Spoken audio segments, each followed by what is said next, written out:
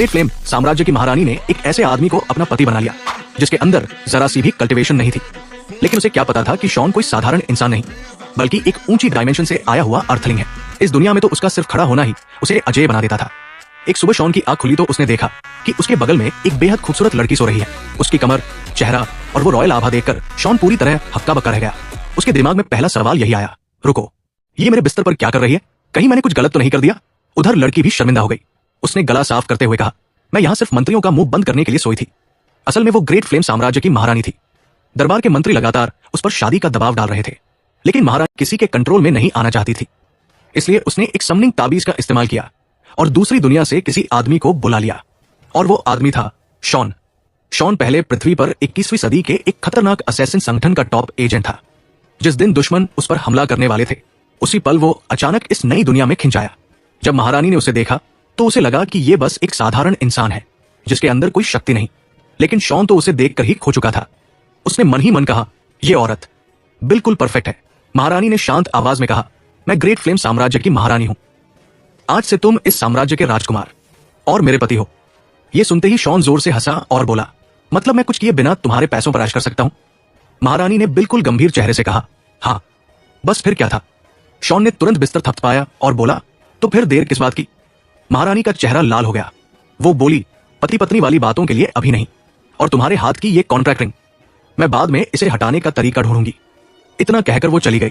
Shawn ने अपने हाथ की अंगूठी को देखा और तभी अचानक उसके दिमाग में एक आवाज गूंजी, क्या आप सुप्रीम सिस्टम एक्टिव करना चाहते हैं? सिस्टम, ट्रांसमाइग्रेशन, नई दुनिया। शॉन खुद भी हंस पड़ा, लेकिन अगले ही पल उसने कहा, नहीं। सिस्टम सीधा सन्न रह गया, क्योंकि हर इंसान सिस्टम पाने के लिए मरता है और यहां ये आदमी उसे रिजेक्ट कर रहा था। असल में शॉन पूरी जिंदगी खून खराबे में जी चुका था। बचपन से उसे असैसिन बनाया गया, मिशन पर भेजा गया और बस मारना सिखाया गया। अब वो बस एक आरामदायक जिंदगी चाहता था। सिस्टम ने सोचा कि इसकी याददाश्त मिटाकर किसी और को चुन लेता हूं, लेकिन फेल। उसने खुद को शॉन से बांधने की कोशिश की, फिर फेल। फिर सिस्टम चिल्लाया, चेतावनी, लक्ष्य एक हाई डायमेंशनल अर्थलिंग है। उसने पैरासाइट मोड चालू किया, फिर भी फेल। 99,999 बार कोशिश करने के बाद आखिर सिस्टम हार मान गया और फिर धीरे से बोला, क्या मैं आपका सहायक सिस्टम बन सकता हूं? अब शॉन की बारी थी शॉक होने की। वो हंस पड़ा, तो सिस्टम मेरा गुलाम बनना चाहता है? फिर उसने सिस्टम का नाम रख दिया पपी। सिस्टम खुशी से झूम उठा, लेकिन तुरंत उसने शॉन को चेतावनी दी कि वो अपनी आभा छुपाना सीख ले, क्योंकि उसकी मौजूदगी से आसपास की चीजें मिट रही थी। शॉन ने बगल में रखा पौधा देखा, उसका आधा हिस्सा गायब था। वो घबरा गया, रुको, ये मैंने किया? पपी ने समझाया कि शॉन एक ऊंची डायमेंशन से आया है जहां उस पर लाखों नियमों की रोक थी। लेकिन इस छोटी दुनिया में आते ही उसकी असली ताकत बाहर निकलने लगी। जब शॉन ने पूछा कि इस दुनिया में कितने नियम हैं, तो जवाब मिला, सिर्फ 3000। ये सुनते ही शॉन के मुंह से निकला पानी दीवार के आर पार चला गया। वो खुद अपनी ताकत देखकर डर गया। थोड़ी देर बाद वो मार्शल आर्ट्स एरिना में पहुंचा। उसने एक तलवार उठाई और हल्का सा मोड़ा, तलवार टूट गई। शॉन बोला, तुम्हारी महारानी तो बहुत घटिया सामान इस्तेमाल करती है। पपी तुरंत चिल्लाया, मास्टर, वो इस साम्राज्य की टॉप टियर हथियारों में से एक थी। लेकिन शॉन को कोई फर्क नहीं पड़ा। उसने दूसरी तलवार उठाई और खुद के हाथ पर मारी। हाथ पर खरोंच तक नहीं आई, लेकिन तलवार चटक गई। अब शॉन समझ चुका था कि इस दुनिया में उसकी ताकत किस तरह की है, लेकिन इसके बावजूद वो लड़ाई नहीं चाहता था। उसे बस आराम, खाना और महारानी के पैसों पर ऐश करनी थी। और फिर तीसरे दिन सुबह शॉन की आंख खुली तो महारानी फिर से उसके बिस्तर पर थी। इस बार तो वो सच में घबरा गया। रुको, कल रात आखिर हुआ क्या था? महारानी पहले तो समझ ही नहीं पाई कि ये आदमी क्या बोल रहा है। फिर जब उसे शॉन का मतलब समझ आया तो उसका चेहरा हल्का लाल पड़ गया। शॉन तो और भी आगे बढ़ गया। उसने धीरे से उसका चेहरा थपथपाया और सीधा पूछ लिया, कल रात तुमने मेरे साथ कुछ किया क्या? अब महारानी पूरी तरह शर्मिंदा हो चुकी थी। उसने तुरंत अपना रॉयल मोड ऑन किया, गला साफ किया और ठंडी आवाज में पूछा, कल रात तुम्हारी नींद कैसी थी? शॉन तुरंत सीधा होकर बैठ गया, बहुत अच्छी। लेकिन क्या मैं गलत जगह सो गया था? महारानी ने सिर हिलाया, नहीं, मैं यहां सिर्फ अफवाहें रोकने के लिए सोई थी। अगर शादी की पहली रात हम अलग अलग कमरों में सोते तो दरबार में बेकार की बातें फैल जाती। फिर थोड़ी देर रुककर उसने कहा, आगे भी कभी कभी मुझे यहां रुकना पड़ सकता है। यह सुनते ही शॉन के चेहरे पर ऐसी मुस्कान आ गई जैसे उसे दुनिया का सबसे बड़ा खजाना मिल गया हो। महारानी ने आगे कहा, मैं कुछ लोगों को तुम्हारी सेवा के लिए भेज दूंगी, अगर कुछ चाहिए हो तो उनसे कह देना। फिर वो दरवाजे तक गई, लेकिन जाते जाते अचानक रुक गई। बिना पीछे देखे उसने धीरे से कहा, माफ करना, मैंने तुम्हें अपने स्वार्थ के लिए इस दुनिया में बुलाया। और फिर वो चली गई। महारानी के जाते ही शॉन बिस्तर पर लेटकर जोर से हंसने लगा। उसे पिछली रात की हल्की गर्माहट याद आ रही थी। वो मन ही मन बोला, वाह, सच में कितनी शानदार महारानी है। जो औरत मुझे सपोर्ट करे वो तो सबसे बेस्ट है। लगता है मेरी मजेदार जिंदगी अब शुरू होने वाली है। उधर उसी रात राजमहल के स्टडी रूम में माहौल पूरी तरह गंभीर था। महारानी रिपोर्ट पढ़ते पढ़ते अचानक बोली, उत्तर की स्थिति इतनी खराब हो गई। तभी महिला जनरल जोंगले स्वांग आगे बढ़ी और बोली, बर्बर लोग पहले से ज्यादा एक्टिव हो गए हैं और ऐसा लगता है कि उनके पीछे कोई बड़ा आदमी है। हमारी जानकारी के मुताबिक बर्बर साम्राज्य का महान साधु भी बाहर निकल चुका है। धड़ाम, महारानी ने रिपोर्ट टेबल पर पटक दी। उसकी आंखों में खतरनाक चमक आ गई। जो हाथ हमारे साम्राज्य की तरफ बढ़ेगा मैं उसे खुद काट दूंगी। फिर उसने आदेश दिया, 3 दिन बाद सेना उत्तर की ओर मार्च करेगी। जनरल जोंग, तुम मेरे साथ चलोगी। जोंगले स्वांग तुरंत घुटनों पर बैठ गई। जैसा आदेश महारानी। 3 दिन बाद महारानी एक शानदार घोड़े पर बैठी हुई थी। उसके पीछे पूरी सेना तैयार खड़ी थी। उसने बगल में चल रही जोंगले स्वांग से पूछा, सब व्यवस्था हो गई? हाँ महारानी, लिंगर गुप्त रूप से प्रिंस की रक्षा कर रही है। लेकिन फिर जोंगले स्वांग खुद को रोक नहीं पाई। महारानी, आप उस आदमी की इतनी चिंता क्यों करती हैं? उसके अंदर तो जरा सी भी कल्टीवेशन नहीं है। महारानी हल्का मुस्कुराई। जब से मैंने उससे शादी की है ग्रेट फ्लेम साम्राज्य की किस्मत स्थिर हो गई है। यहां तक कि मेरी ताकत भी बढ़ने लगी है। फिर उसने हाथ उठाया, सेना प्रस्थान करो। पूरा दल उत्तर की तरफ निकल पड़ा। दूर एक पहाड़ी पर खड़ी जोंगलिंग ये सब देख रही थी। वो बड़बड़ाई, मां भी ना कमाल है, खुद महारानी के साथ युद्ध पर चली गई और मुझे उस निकम्मे प्रिंस की बेबी सिटिंग पर लगा दिया। फिर उसने नीचे देखा जहां शॉन आराम से पहाड़ पर घूम रहा था। महारानी साम्राज्य बचाने जा रही है और ये आदमी पहाड़ों में खाने के लिए घूम रहा है। समझ नहीं आता महारानी ने इससे शादी क्यों की। तभी अचानक एक काली परछाई आई और शॉन को उठाकर ले गई। लेकिन जोंगलिंग ने तुरंत मदद नहीं की। वो पेड़ पर बैठकर सोचने लगी, अब तो ये निकम्मा डर के मारे रो रहा होगा। लेकिन असली दृश्य कुछ और था। शॉन तो आराम से पोर्क लेक खा रहा था। वो खाते खाते बोला, वाह कितना स्वादिष्ट है। अफसोस पपी, तुम इसका स्वाद नहीं चख सकते। कुछ देर बाद उसे एक गुफा में फेंक दिया गया। सामने एक चेहरे पर निशान वाला आदमी खड़ा था। उसने शॉन को ऊपर से नीचे तक देखा और बोला, चौथे भाई, तुम पक्का सही आदमी पकड़ कर लाए हो। महारानी का पति इतना बेवकूफ कैसे हो सकता है? लेकिन शॉन आराम से मांस चबाता रहा जैसे पिकनिक पर आया हो। पेड़ पर छिपी जोंगलिंग ने मन ही मन कहा, यह आदमी सच में बेवकूफ है। लेकिन तभी उसे एहसास हुआ कि ये लोग ब्लड क्लाउड टावर के लोग हैं। वो तुरंत शॉन को बचाने के लिए आगे बढ़ी।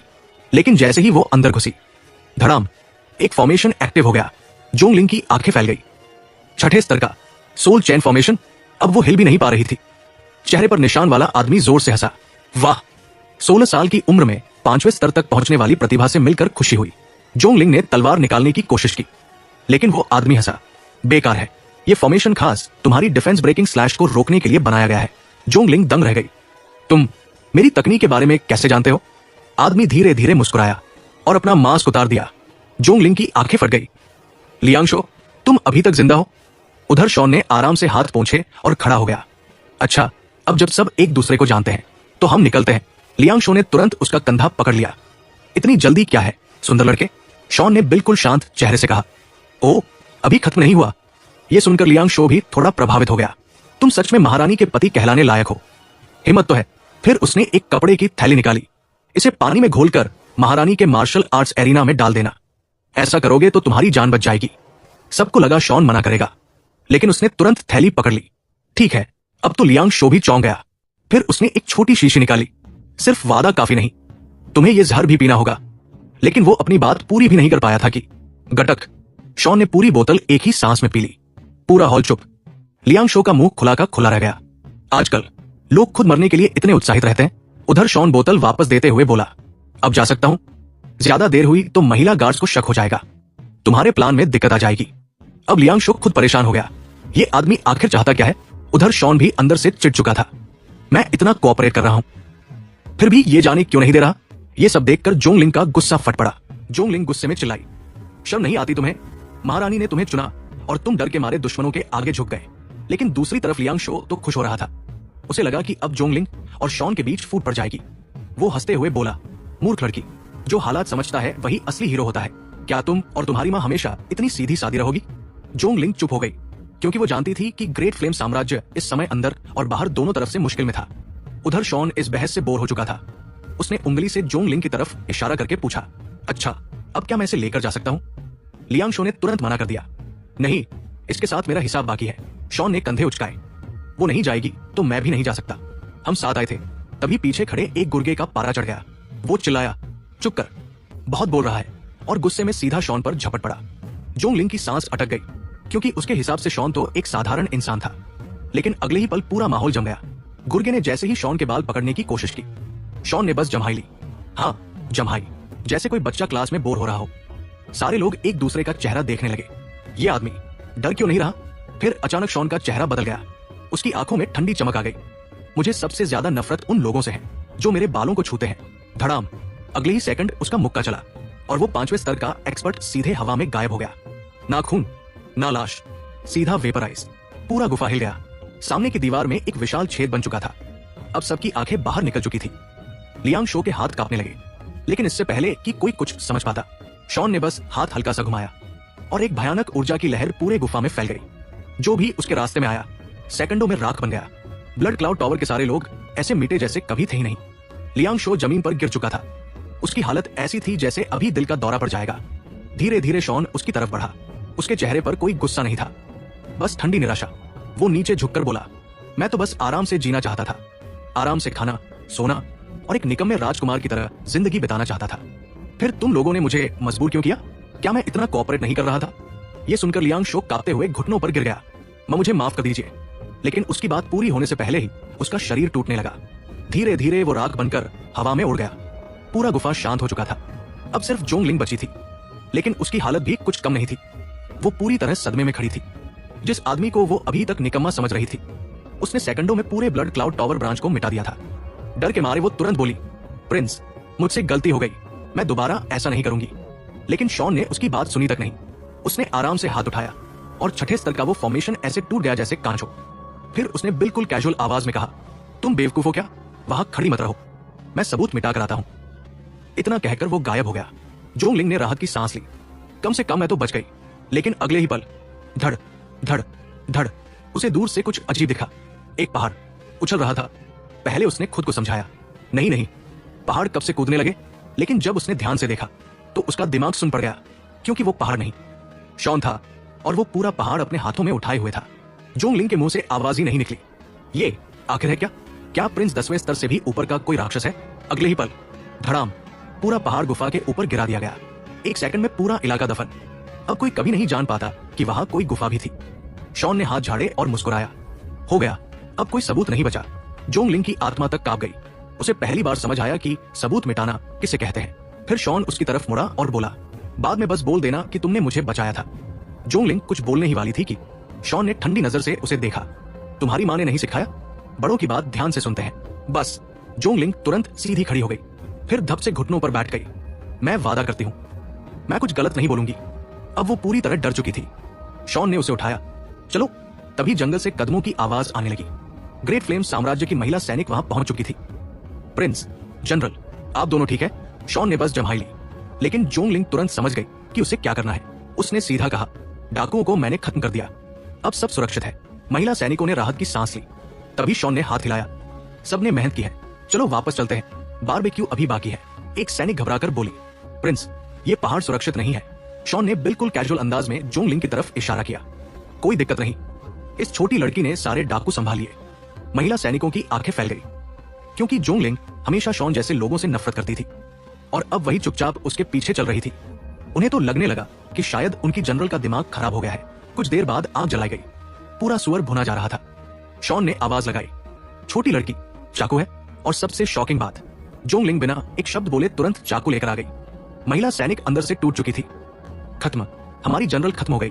उधर शॉन आराम से मांस काटते हुए बोला, कितना जूसी है। और जोंगलिंग उसके बगल में खड़ी मुस्कुरा रही थी, जैसे उसकी पर्सनल असिस्टेंट हो। शॉन चट्टान के किनारे खड़ा दूर देख रहा था। तभी उसे याद आया कि थोड़ी देर पहले इंपीरियल गार्ड आपस में आम लोगों के कष्ट की बात कर रहे थे। उसने जोंगलिंग की तरफ देखा। अभी वो लोग आम लोगों के सफरिंग की बात कर रहे थे। उसका मतलब क्या था? जोंगलिंग का चेहरा तुरंत ठंडा हो गया। उसने नीचे खड़ी सैनिकों की तरफ देखा और फिर धीरे से बोली, अगर ब्लड क्लाउड टावर इस बार अपने मिशन में फेल हो गया तो वो हमेशा की तरह वही करेंगे, मतलब आम लोगों का कत्ल। शॉन की आंखें सिकुड़ गई।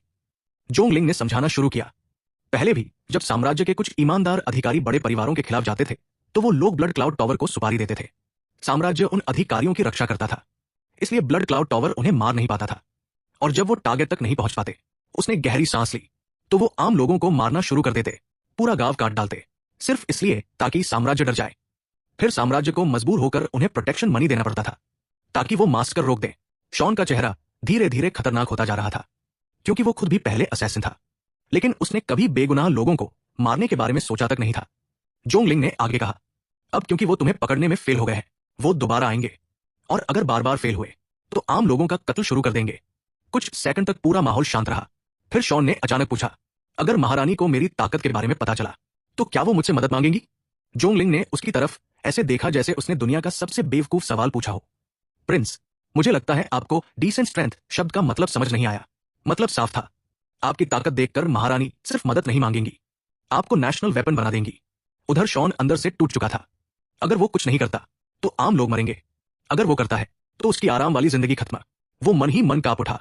अगर महारानी ने मुझे नौकरी पर लगा दिया तो ये उसके लिए किसी अपकलिप्स से कम नहीं था। कुछ देर सोचने के बाद उसने अचानक फैसला कर लिया, ठीक है, तो ब्लड क्लाउड टावर का एक भी आदमी जिंदा नहीं बचेगा। जोंगलिंग की आंखें फैल गई। ये प्रॉब्लम सॉल्व नहीं कर रहे हैं, पूरा सोर्स कोड डिलीट करने जा रहे हैं। शॉन ने इधर उधर देखा। जब उसे यकीन हो गया कि आसपास कोई नहीं है तो उसने अचानक जोंगलिंग की पतली कमर पकड़ ली। जोंगलिंग पूरी तरह फ्रीज। अगले ही सेकंड धड़ाम, दोनों आसमान में गोली की तरह उड़ गए। इतनी तेज की हवा फटने लगी।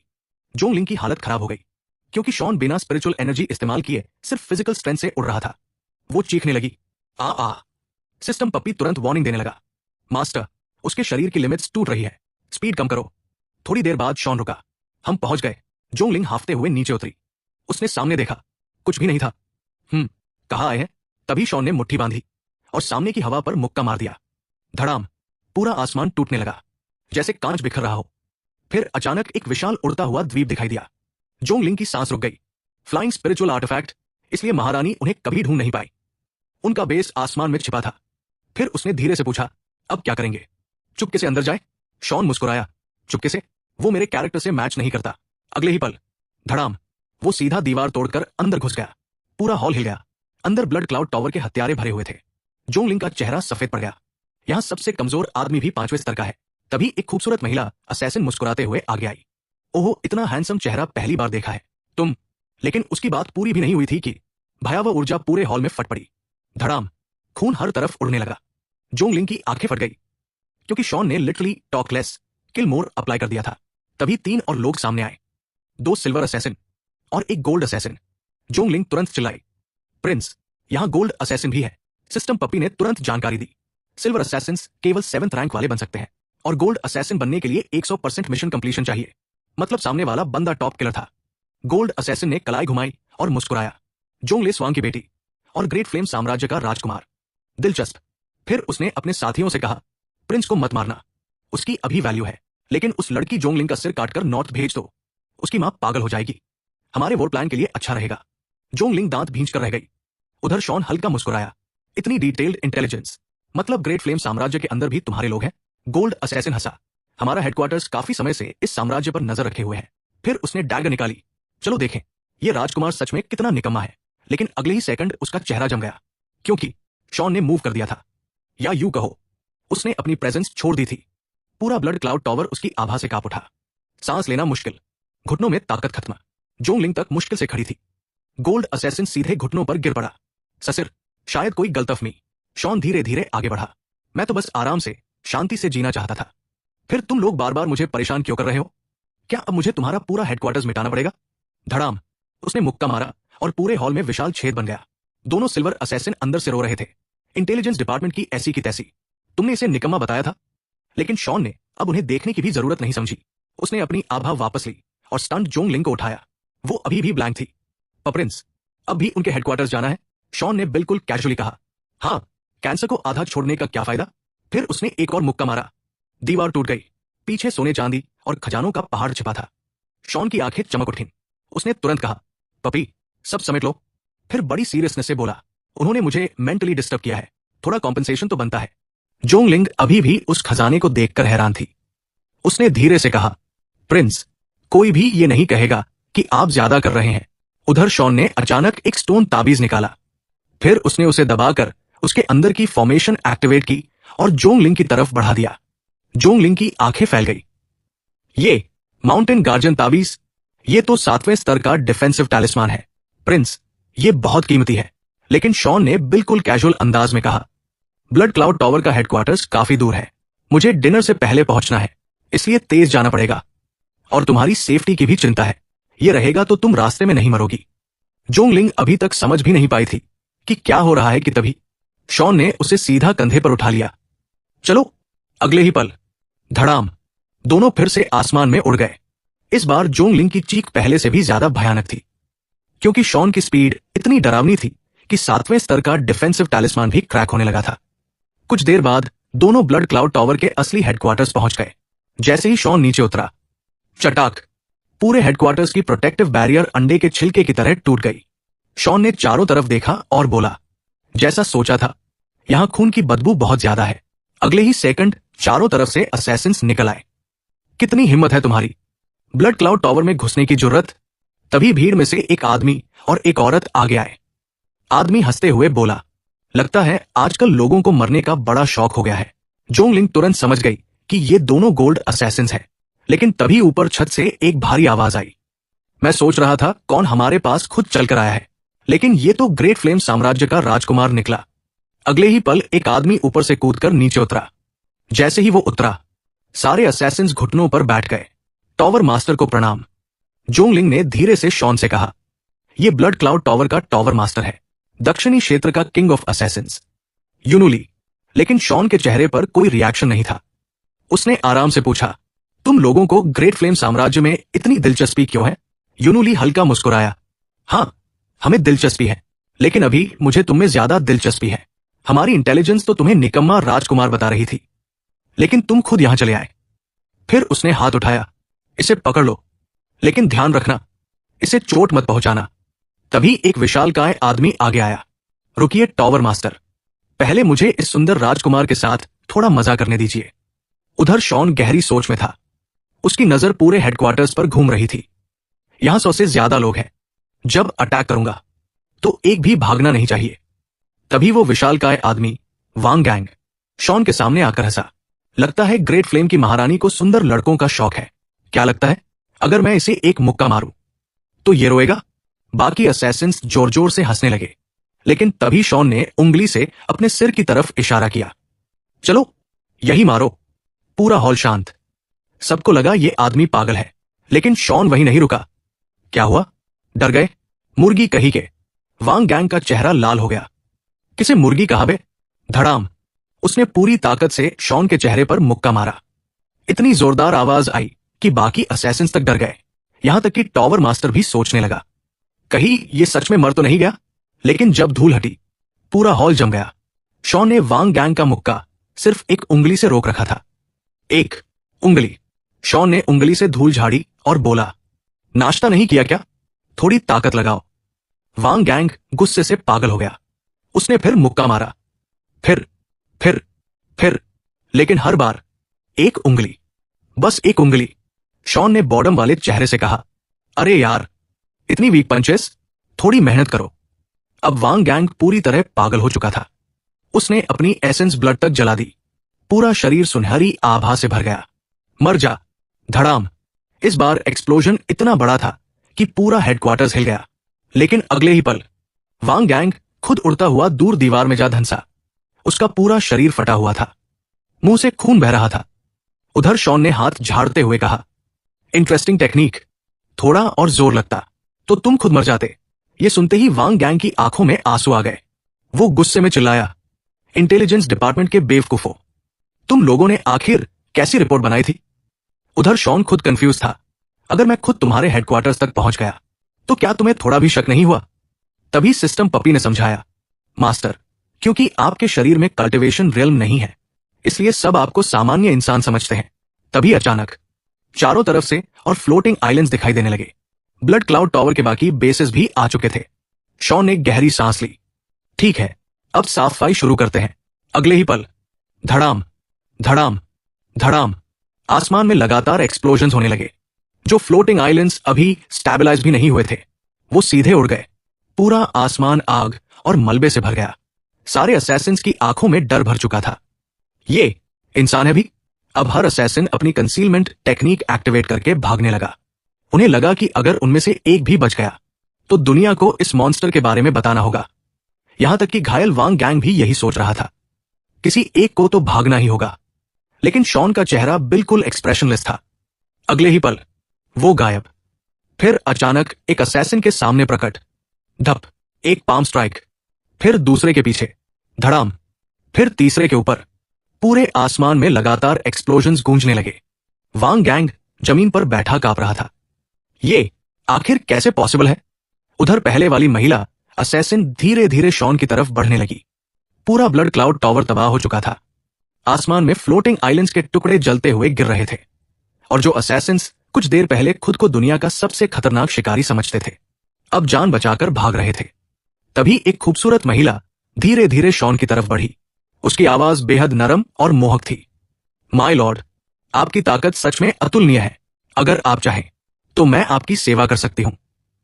दूर खड़ी जोंगलिंग का चेहरा तुरंत बदल गया, क्योंकि वो उस औरत को पहचानती थी। उसका नाम था युआन, ब्लड क्लाउड टावर की सबसे खतरनाक सेडक्ट्रेस।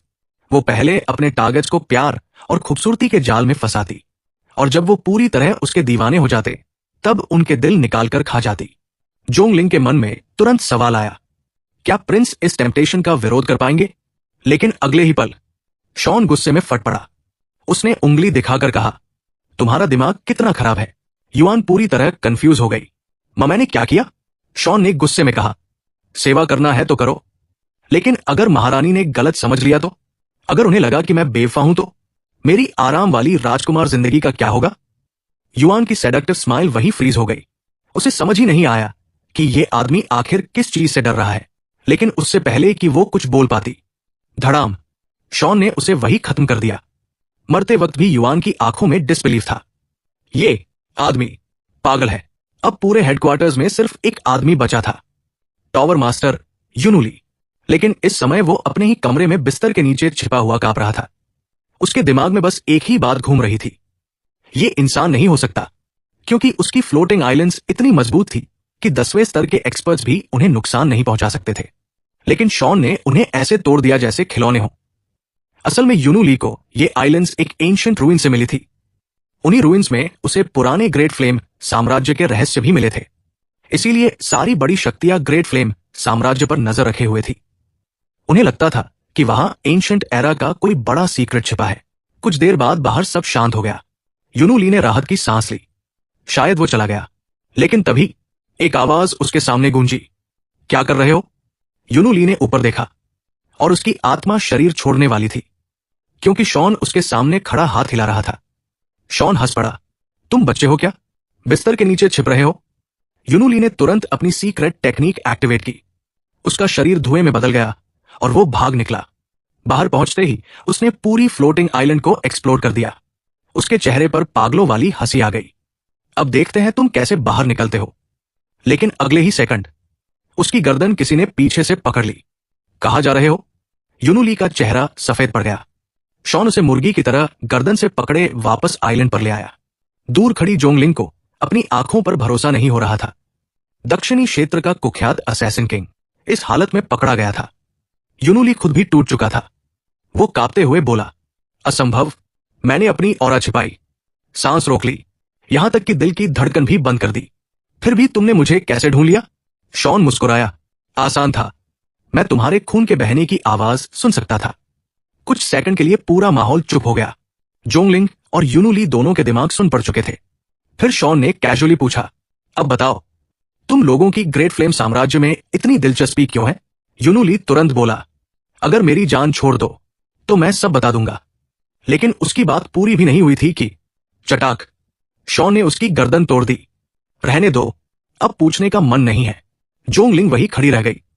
उसके मन में सिर्फ एक ही बात चल रही थी, यह प्रिंस बहुत खतरनाक है, मुझे घर जाना है। कुछ देर बाद आसमान से एक विशाल पत्थर की पट्टिका नीचे गिरी। धड़ाम, वो सीधे झील के बीचों बीच जा गिरी। उस पर बड़े अक्षरों में लिखा था, स्वर्ग की ओर से न्याय करने वाला, किंग ऑफ हेल। शॉन जोंगलिंग को लेकर धीरे से उसके सामने उतरा। पूरा मामला खत्म करके उसका मूड काफी अच्छा हो चुका था।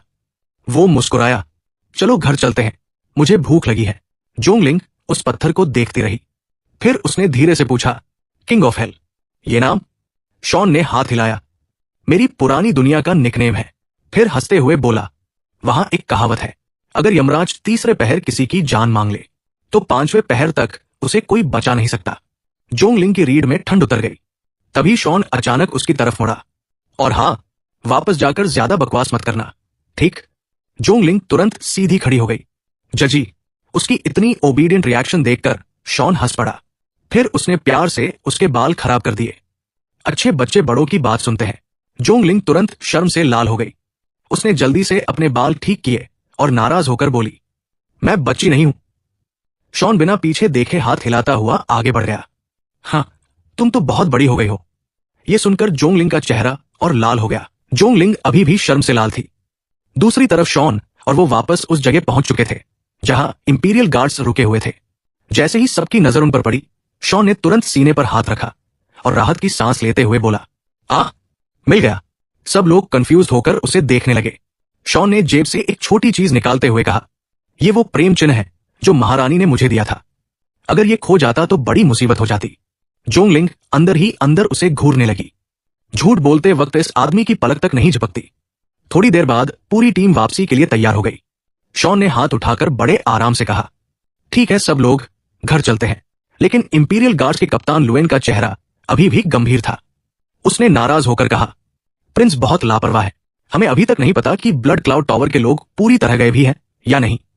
फिर उसने जोंगलिंग की तरफ देखा, यंग जनरल, आज आपका व्यवहार बहुत अजीब था। आपने प्रिंस की हर बात क्यों मानी? जोंगलिंग बस मुस्कुरा दी, क्योंकि अगर वो सच बता देती तो शायद पूरी दुनिया का दिमाग खराब हो जाता। तभी उसे कुछ याद आया।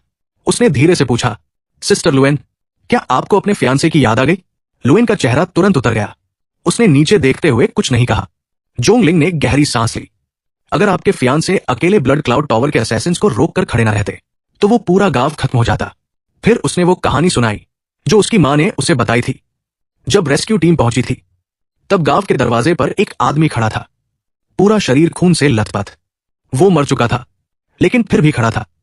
यहां तक कि महारानी ने भी कहा था वो ग्रेट फ्लेम साम्राज्य की रीढ़ था। इतना सुनते ही लुएन की आंखों से आंसू बहने लगे। वो धीरे से बोली, वो सब पुरानी बातें हैं, अब रहने दो। उधर आगे चल रहा शॉन अचानक मुस्कुराया। एक इंपीरियल गार्ड ने पूछा, प्रिंस, क्या कुछ अच्छा हुआ? शॉन ने आसमान की तरफ देखते हुए कहा, कुछ खास नहीं, बस ऐसा लगा कि आज मैंने सच में कुछ मीनिंगफुल किया है। तो शांति से आराम करो। यह सुनकर जोंगलिंग थोड़ी देर चुप रही। उसे समझ आ गया कि शॉन शायद उन निर्दोष लोगों के बारे में सोच रहा था जिन्हें ब्लड क्लाउड टावर ने मारा था। अगले दिन जोंगलिंग जल्दी जल्दी घर से निकल रही थी कि तभी उसके पिता जोंग यांगमिंग ने उसे रोक लिया। इतनी जल्दी कहां जा रही हो? जोंगलिंग ने बिना सोचे जवाब दिया, महल जा रही हूं। प्रिंस शॉन का ध्यान रखना है। जोंग यांगमिंग पूरी तरह कंफ्यूज हो गया। क्या? वो प्रिंस तो सिर्फ ऐश करने और आलस करने के लिए मशहूर है, ऊपर से महल में इंपीरियल गार्ड्स भी हैं। तुम इतनी चिंता क्यों कर रही हो? लेकिन इस बार जोंगलिंग नाराज हो गई। आपने कभी प्रिंस के साथ समय बिताया ही नहीं, तो बिना जाने उन्हें जज कैसे कर सकते हैं? इतना कहकर वो निकल गई। पीछे जोंग यांगमिंग पूरी तरह स्टंट खड़ा था। कल तक तो ये लड़की प्रिंस को पसंद भी नहीं करती थी। एक रात में आखिर हुआ क्या? उधर महल में शॉन अपनी जिंदगी के सबसे शानदार पल जी रहा था। खूबसूरत दासियां उसे फल खिला रही थी और वो सिस्टम पपी की मदद से आराम से अल्ट्रामैन बनाम मॉन्स्टर्स देख रहा था। उसके चेहरे पर प्योर सेटिस्फैक्शन था। यही है जिंदगी। लेकिन तभी कमरे के बाहर खड़ी लुएन का चेहरा गुस्से से भर गया। महारानी सीमा पर युद्ध लड़ रही है और इनके पति यहां आराम से मजे कर रहे हैं। तभी दरवाजा खुला। जोंगलिंग अंदर आई, लेकिन आज वो बिल्कुल अलग लग रही थी। उसने लाल रंग की खूबसूरत ड्रेस पहनी हुई थी, चेहरे पर हल्की शर्म, और पहले से कहीं ज्यादा खूबसूरत। यहां तक कि शॉन भी कुछ सेकंड के लिए चौंक गया। फिर उसने पूछा, अरे छोटी लड़की, तुम यहां क्या कर रही हो? जोंगलिंग तुरंत सीरियस हो गई। मैं प्रिंस की रक्षा करने आई हूं। शॉन ने तुरंत हाथ हिलाया, नहीं नहीं, जहां जाना है जाओ। किसने कहा मेरी रक्षा करने को? असल में वो डर रहा था कि कहीं जोंगलिंग उसका राज ना खोल दे। पूरा कमरा शांत हो गया क्योंकि सबको लगा कि अभी जोंगलिंग गुस्से में फट पड़ेगी। लेकिन जोंगलिंग का चेहरा लाल हो गया और उसने जिद्दी आवाज में कहा, मैं नहीं जाऊंगी, मैं यही रहूंगी। यह महारानी का आदेश है। पीछे खड़ी इंपीरियल गार्ड्स की हालत खराब हो गई। क्या यंग जनरल सच में प्रिंस पर फिदा हो गई? पहले महारानी, अब यंग जनरल भी। तभी बाहर से एक सैनिक भागता हुआ आया। रिपोर्ट, ब्लड क्लाउड टावर का एक फ्लोटिंग आइलैंड आसमान से गिर गया है। लुएन का चेहरा बदल गया। क्या? कहीं वो ब्लड क्लाउड टावर का मुख्यालय तो नहीं था जिसे महारानी इतने सालों से ढूंढ रही थी? जोंगलिंग तुरंत आगे बढ़ी। क्या हुआ? सैनिक ने कांपते हुए कहा। ब्लड क्लाउड टावर की एक ब्रांच पूरी तरह नष्ट हो गई। लेकिन जोंगलिंग ने बस कैजुअल आवाज में कहा, अच्छा, और? लुएन उसे घूरने लगी। यंग जनरल, क्या आपको जरा भी शॉक नहीं हुआ? अब जोंगलिंग को एहसास हुआ कि उसने ओवर रिएक्ट नहीं बल्कि अंडर रिएक्ट कर दिया है। वो ऑकवर्ड हंसी हंसने लगी। मेरा मतलब, ये तो अच्छी खबर है। उधर शॉन मन ही मन सिर पकड़ चुका था। ये लड़की एक दिन सब राज खोल देगी। लुएन गंभीर होकर बोली, सामान्य हालात में ये अच्छी खबर होती, लेकिन अगर ब्लड क्लाउड टावर का मेन फोर्स हम पर हमला कर दे तो, और अगर उनका किंग ऑफ असैसिन्स महारानी के लिए खतरा बन गया तो? ये सुनते ही शॉन और जोंगलिंग दोनों मुश्किल से हंसी रोक पाए, क्योंकि उन्हें याद आ गया वही महान किंग ऑफ असैसिन्स जो कुछ देर पहले बिस्तर के नीचे छिपा कांप रहा था। अब जोंगलिंग खुद को रोक नहीं पाई और हंस दी। लुएन पूरी तरह शॉक रह गई। यंग जनरल, देश संकट में है और आप हंस रही है? जोंगलिंग हड़बड़ा गई। नहीं वो, लेकिन तभी शॉन आगे आया। उसने हल्के से उसके सिर पर टपली मारी। मैंने सब सुन लिया। देश मुश्किल में है और तुम मजाक कर रही हो। जोंगलिंग ने तुरंत राहत की सांस ली। बच गई। लुएन अभी भी जोंगलिंग की हरकत से नाराज थी। तभी शॉन मुस्कुराते हुए बोला, कमांडर लुएन, ये अभी बच्ची है, इसे हालात की गंभीरता समझ नहीं आती, इसलिए इसकी बातों का बुरा मत मानिए। फिर उसने बिल्कुल कॉन्फिडेंस से कहा, और वैसे भी ग्रेट फ्लेम साम्राज्य अभी अपने सबसे मजबूत दौर में है, ज्यादा चिंता करने की जरूरत नहीं। उसने जोंगलिंग के सिर पर हल्की चपत लगाई। अब आप लोग अपने काम पर जाइए, मैं इस छोटी लड़की को अच्छी तरह समझा दूंगा। इतना कहकर वो जोंगलिंग को साथ लेकर चला गया। पीछे खड़े इंपीरियल गार्ड्स एक दूसरे का चेहरा देखने लगे। एक सैनिक धीरे से बोला, कमांडर, अगर मुझे सही याद है तो आपने ही यंग जनरल को बचपन से बड़ा होते देखा है ना? फिर ऐसा क्यों लग रहा है कि अब आप आउटसाइडर बन गई है? प्रिंस और यंग जनरल को मिले हुए 2 दिन भी नहीं हुए। लुएन का चेहरा गंभीर हो गया। मामला मेरी सोच से भी ज्यादा गंभीर है। फिर उसने तुरंत आदेश दिया, जल्दी जनरल जोंग और मंत्री जोंग यांग मिंग को पत्र भेजो, उन्हें सब बताना होगा। उधर सुबह जोंगलिंग लगभग अपना राज खोल ही चुकी थी, और ऊपर से शॉन ने सबके सामने उसे डांट भी दिया था। लेकिन उसके बाद जो हुआ उसने शॉन को भी चौंका दिया। जोंगलिंग अचानक उसके सामने घुटनों पर बैठ गई। प्रिंस, कृपया मुझे अपना शिष्य बना लीजिए। उसकी आंखों में एक्साइटमेंट साफ दिख रही थी, क्योंकि उसने अपनी आंखों से शॉन की ऐसी ताकत देखी थी जो दुनिया की समझ से बाहर थी। लेकिन शॉन ने तुरंत हाथ हिला दिया। असंभव, मेरी ताकत सामान्य कल्टिवेशन से नहीं आई। मैं तुम्हें सिखाना चाहूं भी तो नहीं सिखा सकता। जोंगलिंग का चेहरा तुरंत उतर गया। इसके बाद समय आराम से बीतने लगा। आधा महीना गुजर गया।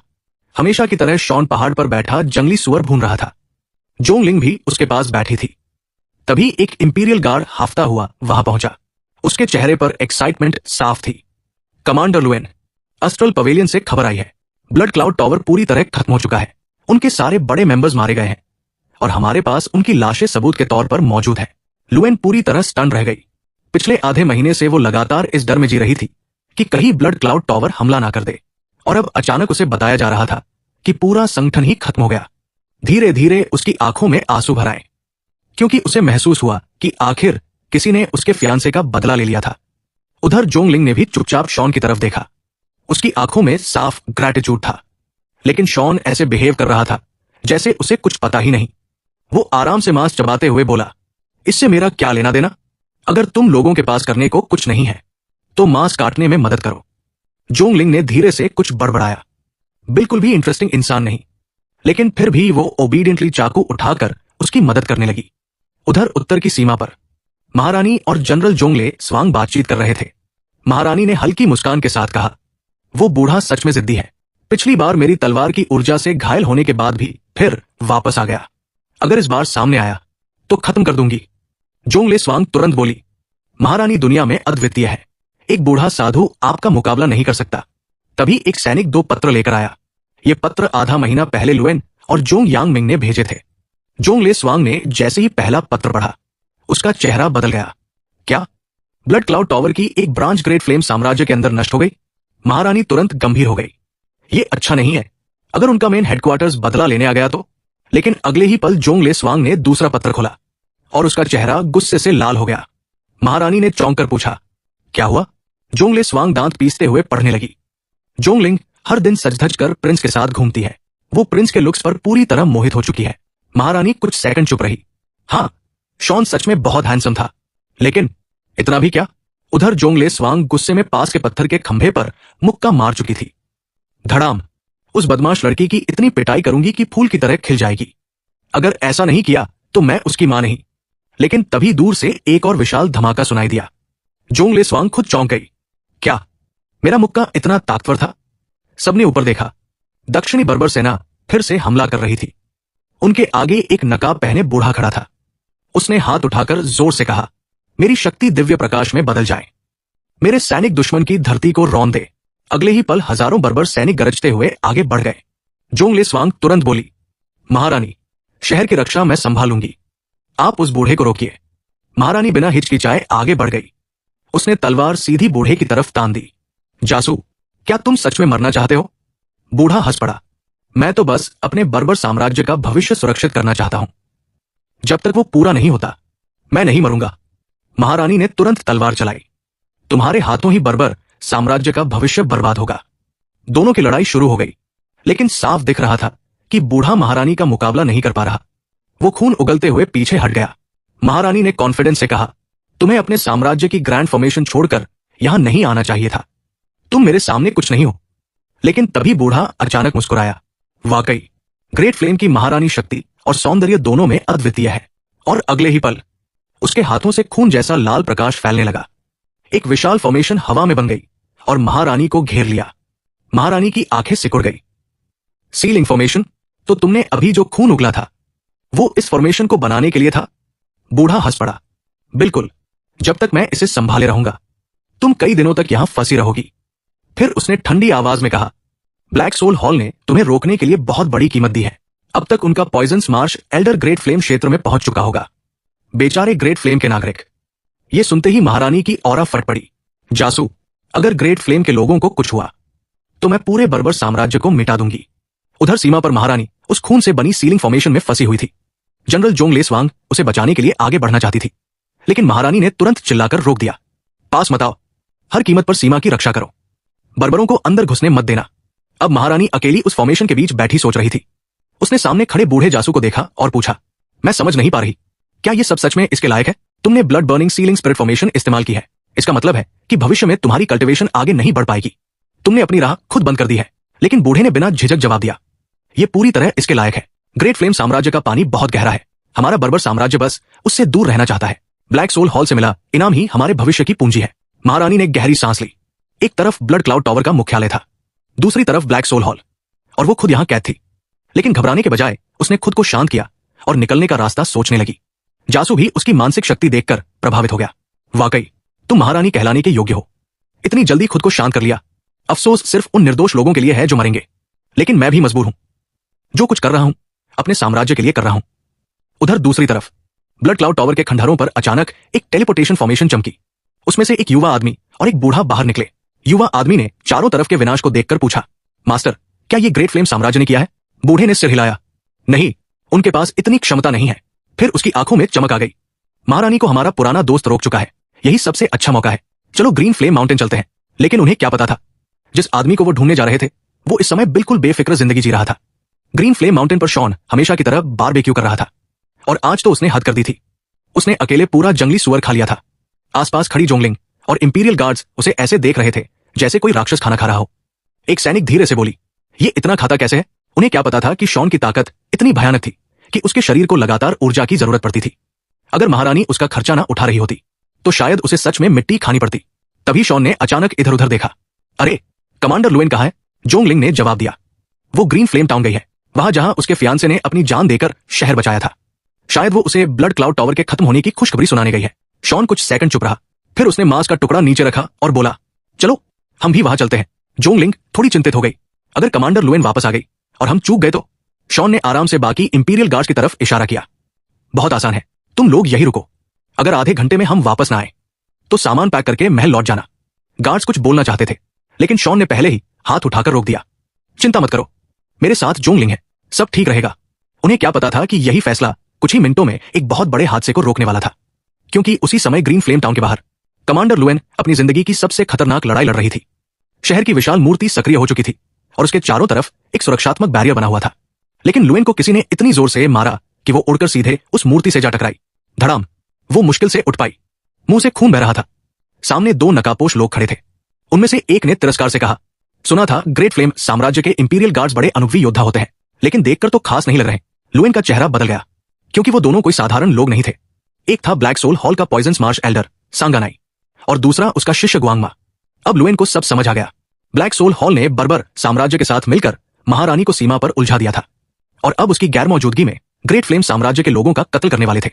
सांगानाई ने अपने शिष्य की तरफ देखा, इसे जल्दी खत्म करो, हमें पूरे ग्रीन फ्लेम टाउन को रक्त बलि के रूप में इस्तेमाल करना है, और किसी को खबर नहीं होनी चाहिए।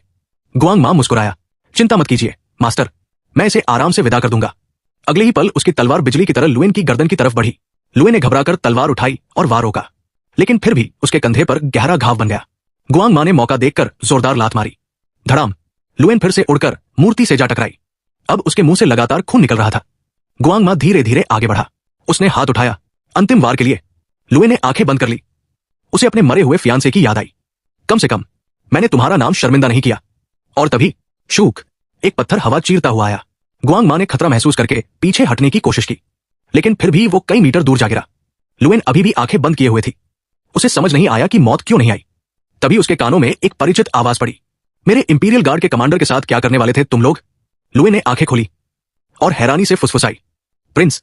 शॉन का चेहरा बेहद ठंडा था। उसने जोंगलिंग की तरफ देखा और कहा, छोटी लड़की, इसे काट डालो। जोंगलिंग ने बिना एक सेकंड गवाए तलवार निकाल ली। मुझ पर छोड़ दीजिए। और वो सीधे गुआंगमा पर टूट पड़ी। लुआन स्थिति को देख रही थी। उसे आश्चर्य हुआ कि उसने गलती से ये कैसे सोच लिया था कि उसे बचाने वाला राजकुमार था। वास्तव में उसे बचाने वाला युवा जनरल होना चाहिए था। जब सीन ने उसे पुकारा और कोई जवाब नहीं मिला, तो वो सीधे उसके पास गया। उसने उसकी ठोड़ी पकड़कर ऊपर उठाई, फिर अपने सिस्टम से एक गोली निकाली और लान के मुंह में डालते हुए कहा, इसे निगल लो। लान ने अपना मुंह ढक लिया और सोचा कि राजकुमार उतना परेशान करने वाला नहीं था जितना उसने पहले समझा था। वो खड़ी हुई और बोली, महामहिम, कृपया युवा जनरल को लेकर तुरंत यहां से चले जाइए। वो जहरीले दलदल का बुजुर्ग, पॉइजनस मार्श एल्डर, 7वें स्तर का विशेषज्ञ है। आप गंभीर खतरे में पड़ जाएंगे। सी ने अपने सिस्टम से पूछा, पपी, क्या ये बूढ़ा सच में इतना ताकतवर है? सिस्टम ने उत्तर दिया, लक्ष्य 7वें स्तर के 8वें चरण की चरम अवस्था पीक पर है और विषकला में निपुण है। सीन उलझन में बोला, लेकिन मेरी नजर में ये तीनों लगभग समान शक्ति वाले लगते हैं। ये कैसे संभव है? सिस्टम ने समझाया, तुम्हारे सामने उनकी शक्ति का कोई महत्व नहीं है। वे तुम्हारे लिए केवल कमजोर और दयनीय प्राणी है। यह सुनकर सीन को शान लिंग की चिंता होने लगी। वो केवल 5वें स्तर पर थी और निश्चित रूप से जीत नहीं सकती थी। अब क्या किया जाए? लुआन एक ओर से सब देख रही थी। उसने सोचा, अगर उसे मेरी क्षमताओं का पता चल गया और उसने महारानी को बता दिया, तो महारानी निश्चित रूप से मेरी सहायता मांगेंगी। यदि मैंने मना किया तो मुझे दंड झेलना पड़ेगा। सीन को सोच में डूबा देखकर लान ने कहा, महामहिम, चिंता मत कीजिए, मैं अपनी जान देकर भी आपकी रक्षा करूंगी। सीन हंस पड़ा, अभी अभी तुमने ठीक होने के लिए एक गोली खाई है और अब अपनी जान देने की बात कर रही हो? किस लिए? लान कुछ कह पाती, उससे पहले उसने देखा कि उसका घायल हाथ पूरी तरह ठीक हो चुका था। उसने सोचा कि यह अवश्य ही कोई जीवन रक्षक औषधि होगी जो महारानी ने राजकुमार को दी होगी। शायद राजकुमार इतना बेकार भी नहीं था। स्थिति को समझते हुए लुआन ने कहा, महामहिम, युवा जनरल को ऐसी जगह नुकसान नहीं पहुंचाया जा सकता। मैं आपको भागने के लिए कुछ समय दिलाने में मदद करूंगी। शाही नगर, रॉयल सिटी, सुरक्षात्मक संरचनाओं से घिरा हुआ है। यहां तक कि जहरीले दलदल का बुजुर्ग भी उन्हें नहीं तोड़ सकता। बस महारानी के लौटने तक टिके रहिए, वो निश्चित रूप से हमारा बदला लेंगी। उसी समय जुआन लिंग ने अचानक अपनी तलवार की मंशा स्वॉर्ड इंटेंट का प्रारंभिक रूप प्रकट किया। चिंगारियां मैदान में फैल गई। एक बार जब तलवार की मंशा का यह प्रारूप बन जाता है, तो समान स्तर के विरोधियों के सामने व्यक्ति लगभग अजय हो जाता है। गुहोंगमाओं के लिए इसे स्वीकार करना कठिन था। उसने कहा, वो मुझसे छोटी है, मैं ये स्वीकार कर सकता हूं कि उसका स्तर मुझसे ऊंचा है, लेकिन उसने तलवार की मंशा के प्रारूप को भी समझ लिया है। ऐसा क्यों है? ये कहते हुए उसने जुआन लिंग पर तलवार से वार किया, लेकिन जुआन लिंग साफ देख सकती थी कि उसकी तलवारबाजी बिखरी हुई और अव्यवस्थित थी। उसने अपनी तलवार का एक ही वार किया और प्रकाश की एक चमकदार धनुषाकार लहर सीधे गुहोंगमाओं पर जा लगी। वो तुरंत प्रतिरोध खो बैठा और घुटनों के बल जमीन पर गिर पड़ा। जुआन लिंग धीरे धीरे उसकी ओर बढ़ी और व्यंग्य करते हुए बोली, तुम्हारे जैसे स्तर का व्यक्ति भी महान ज्वाला साम्राज्य ग्रेट फ्लेम में उत्पात मचाने की हिम्मत करता है? अपनी जान समर्पित कर दो। जब उसने अंतिम वार करने के लिए हाथ उठाया, तभी उसके सामने अचानक एक छोटा सा द्वार पोर्टल खुल गया। कई विषैले सांप मुंह फैलाए हुए बाहर निकले और सीधे जुआन लिंग पर झपट पड़े। वो तुरंत अपनी तलवार छोड़कर पीछे हट गई और मुश्किल से उनके दांतों से बच पाई। तलवार जमीन पर गिरते ही उससे हरे धुएं की लपटें उठने लगी, जो घातक विष का स्पष्ट संकेत था। यदि उसकी प्रतिक्रिया थोड़ी भी धीमी होती तो शायद उसका हाथ कट जाता। गुहोंगमाओ वापस जहरीले दलदल के बुजुर्ग के पास लौट आया। बुजुर्ग बोला, हमेशा कोई ना कोई तुमसे बेहतर होता है। अब समझ में आया? गुहोंगमाओ ने हल्का झुककर उत्तर दिया, जी गुरुजी, अब मैं समझ गया हूं। इसके बाद जहरीले दलदल के बुजुर्ग ने जुआन लिंग की ओर देखा और कहा, छोटी लड़की, तुम काफी बहादुर हो, मेरी मौजूदगी में भी भागने की कोशिश नहीं कर रही हो। फिर उसने महान ज्वाला के राजकुमार की ओर देखते हुए कहा, जहां तक इस राजकुमार की बात है, यह भले ही कमजोर हो, लेकिन इसका चेहरा काफी सुंदर है। कोई आश्चर्य नहीं कि महारानी ने इसे अपना पति चुना। जैन लांग ने तिरस्कार से कहा, यह दयनीय आदमी मौत के सामने खड़ा होकर भी बकवास करना बंद नहीं कर रहा। तुम लोगों को अंदाजा भी नहीं है कि राजकुमार वास्तव में कितना भयानक है। लेकिन जब उसने पीछे मुड़कर देखा तो वो हैरान रह गई। सीन आराम से शराब पी रहा था। सीन ने तुरंत डरपोक बनने का नाटक किया और विनती करते हुए बोला, हे जहरीले दलदल के बुजुर्ग, मैंने आपकी महान प्रतिष्ठा के बारे में बहुत सुना है। मुझे अच्छी तरह पता है कि आज मेरा बचना मुश्किल है, इसलिए मैं अपनी जान के बदले महारानी का एक रहस्य बताना चाहता हूं। यह सुनकर शाही रक्षकों की प्रमुख लान उसे अविश्वास से देखने लगी। मां महिम, आप। केवल जुआन लिंग ही सीन की शरारती प्रवृत्ति को जानती थी। उसने मन ही मन सोचा, बहन लान सचमुच उनकी बातों पर विश्वास कर बैठी है। मुझे उसे समझाना होगा, नहीं तो वो राजकुमार की शरारतों के कारण मुसीबत में पड़ जाएगी। वो लान के पास गई, उसका हाथ पकड़कर धीरे से बोली, बहन लान, राजकुमार के अपने कारण है, कोई जल्दबाजी मत करना। कुछ बातें ऐसी हैं जो मैं अभी तुम्हें नहीं बता सकती। लान हैरान रह गई। उसने सोचा, युवा जनरल इतनी अव्यावहारिक कब से हो गई। जहरीले दलदल का बुजुर्ग ये सब देखकर मुस्कुराया। महारानी का रहस्य, ये सौदा मुझे मंजूर है। ये सुनकर सीन बोला, तो पहले इन दोनों को जाने दीजिए। इस तरह यदि आप बाद में मुझे मार भी दें तो कम से कम ये दोनों बच जाएंगी। लुआन भावुक हो गई। वो पहले हमें बचाने की कोशिश कर रहा है, मैं इसकी अनुमति कैसे दे सकती हूं। लान ने तुरंत कहा, महामहिम, ऐसा क्यों? आप मुझे वो रहस्य बता दीजिए, मैं आपकी जगह यही रुक जाती हूं। सीन ने उसे डांटते हुए कहा, बकवास मत करो। क्या तुम्हें लगता है कि यहां मौजूद बुजुर्ग मूर्ख है? मैं मौत से डरता हूं, इसलिए अकेला रहूंगा तो रहस्य बता दूंगा। तुम नहीं डरती, लेकिन तुम्हारे रुकने से क्या फायदा होगा? फिर उसने मन ही मन सोचा, ये बेवकूफ स्क्रिप्ट के अनुसार क्यों नहीं चल सकती? अगर तुम लोग नहीं जाओगी तो मैं अपनी चाल कैसे चलूंगा? उसी समय जहरीले दलदल का बुजुर्ग बोला, यह फैसला तुम्हारे हाथ में नहीं है, तुम्हारे पास कोई विकल्प नहीं। जो कुछ जानते हो सब बता दो। अगर मैं संतुष्ट हुआ तो शायद तुम्हारी जान बख्श दूं। शान लिंग के सिर में दर्द होने लगा। यह बूढ़ा शायद जीने से ऊब चुका है। लुआन गुस्से में चिल्लाई, सी यानबो, हमें ज्यादा मजबूर मत करो। अचानक सीन जोर से हंस पड़ा, तुमने सचमुच मुझे निरुत्तर कर दिया। इसके साथ ही उसने अपनी शक्ति प्रकट कर दी। आसपास का पूरा स्थान विकृत होने लगा। उस भयावह ऊर्जा को महसूस करते ही जहरीले दलदल का बुजुर्ग हकलाने लगा। सीन की आभा लगातार बढ़ती गई। धरती फटने लगी, आसपास के पहाड़ कांपने लगे। भय से कांपता हुआ जहरीले दलदल का बुजुर्ग जमीन पर गिर पड़ा। सीन धीरे धीरे उसकी ओर बढ़ा। उसका हर कदम किसी विस्फोट जैसी गूंज पैदा कर रहा था। ऊंचाई से उसे देखते हुए सीन बोला, मुझे सच में समझ नहीं आता कि तुम जैसे लोग कभी समझदारी की बात क्यों नहीं सुनते। मैं अपनी असली शक्ति दिखाना नहीं चाहता था, मैं तो बस इस शाही रक्षक कमांडर का ध्यान भटकाना चाहता था। क्या यह मांग बहुत बड़ी थी?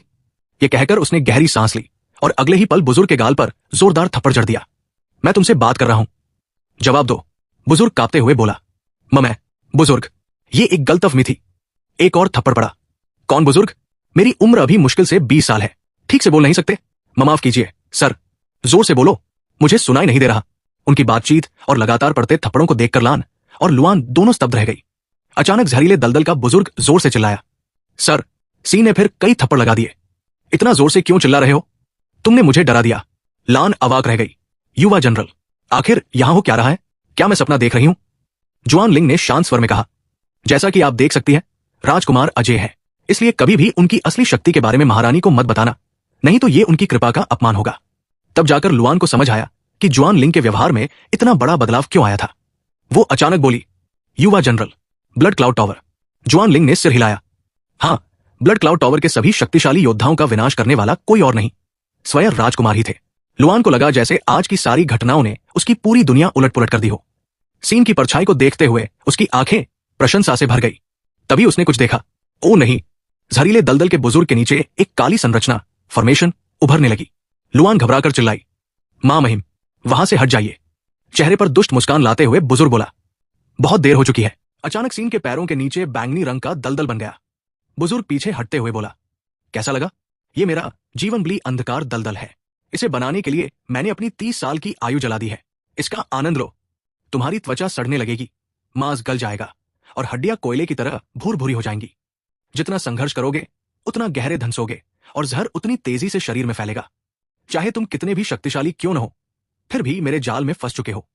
10वें स्तर का योद्धा भी इस दलदल के विष से नहीं बच सकता। लान घबराकर बोली, युवा जनरल, जल्दी उन्हें बचाइए। लेकिन जुआन लिंग बिल्कुल शांत थी। जरूरत नहीं है, बस रास्ते से हटकर देखती रहिए। आप राजकुमार को कम आंक रही है। वे सिर्फ शक्तिशाली नहीं है, बल्कि अविश्वसनीय रूप से शक्तिशाली है। इसके बाद जो हुआ, उसे देखकर सबकी आंखें फटी रह गई। बुजुर्ग ने 30 साल की आयु बलिदान करके ऐसा घातक दलदल बनाया था जो शरीर और आत्मा दोनों को नष्ट कर सकता था।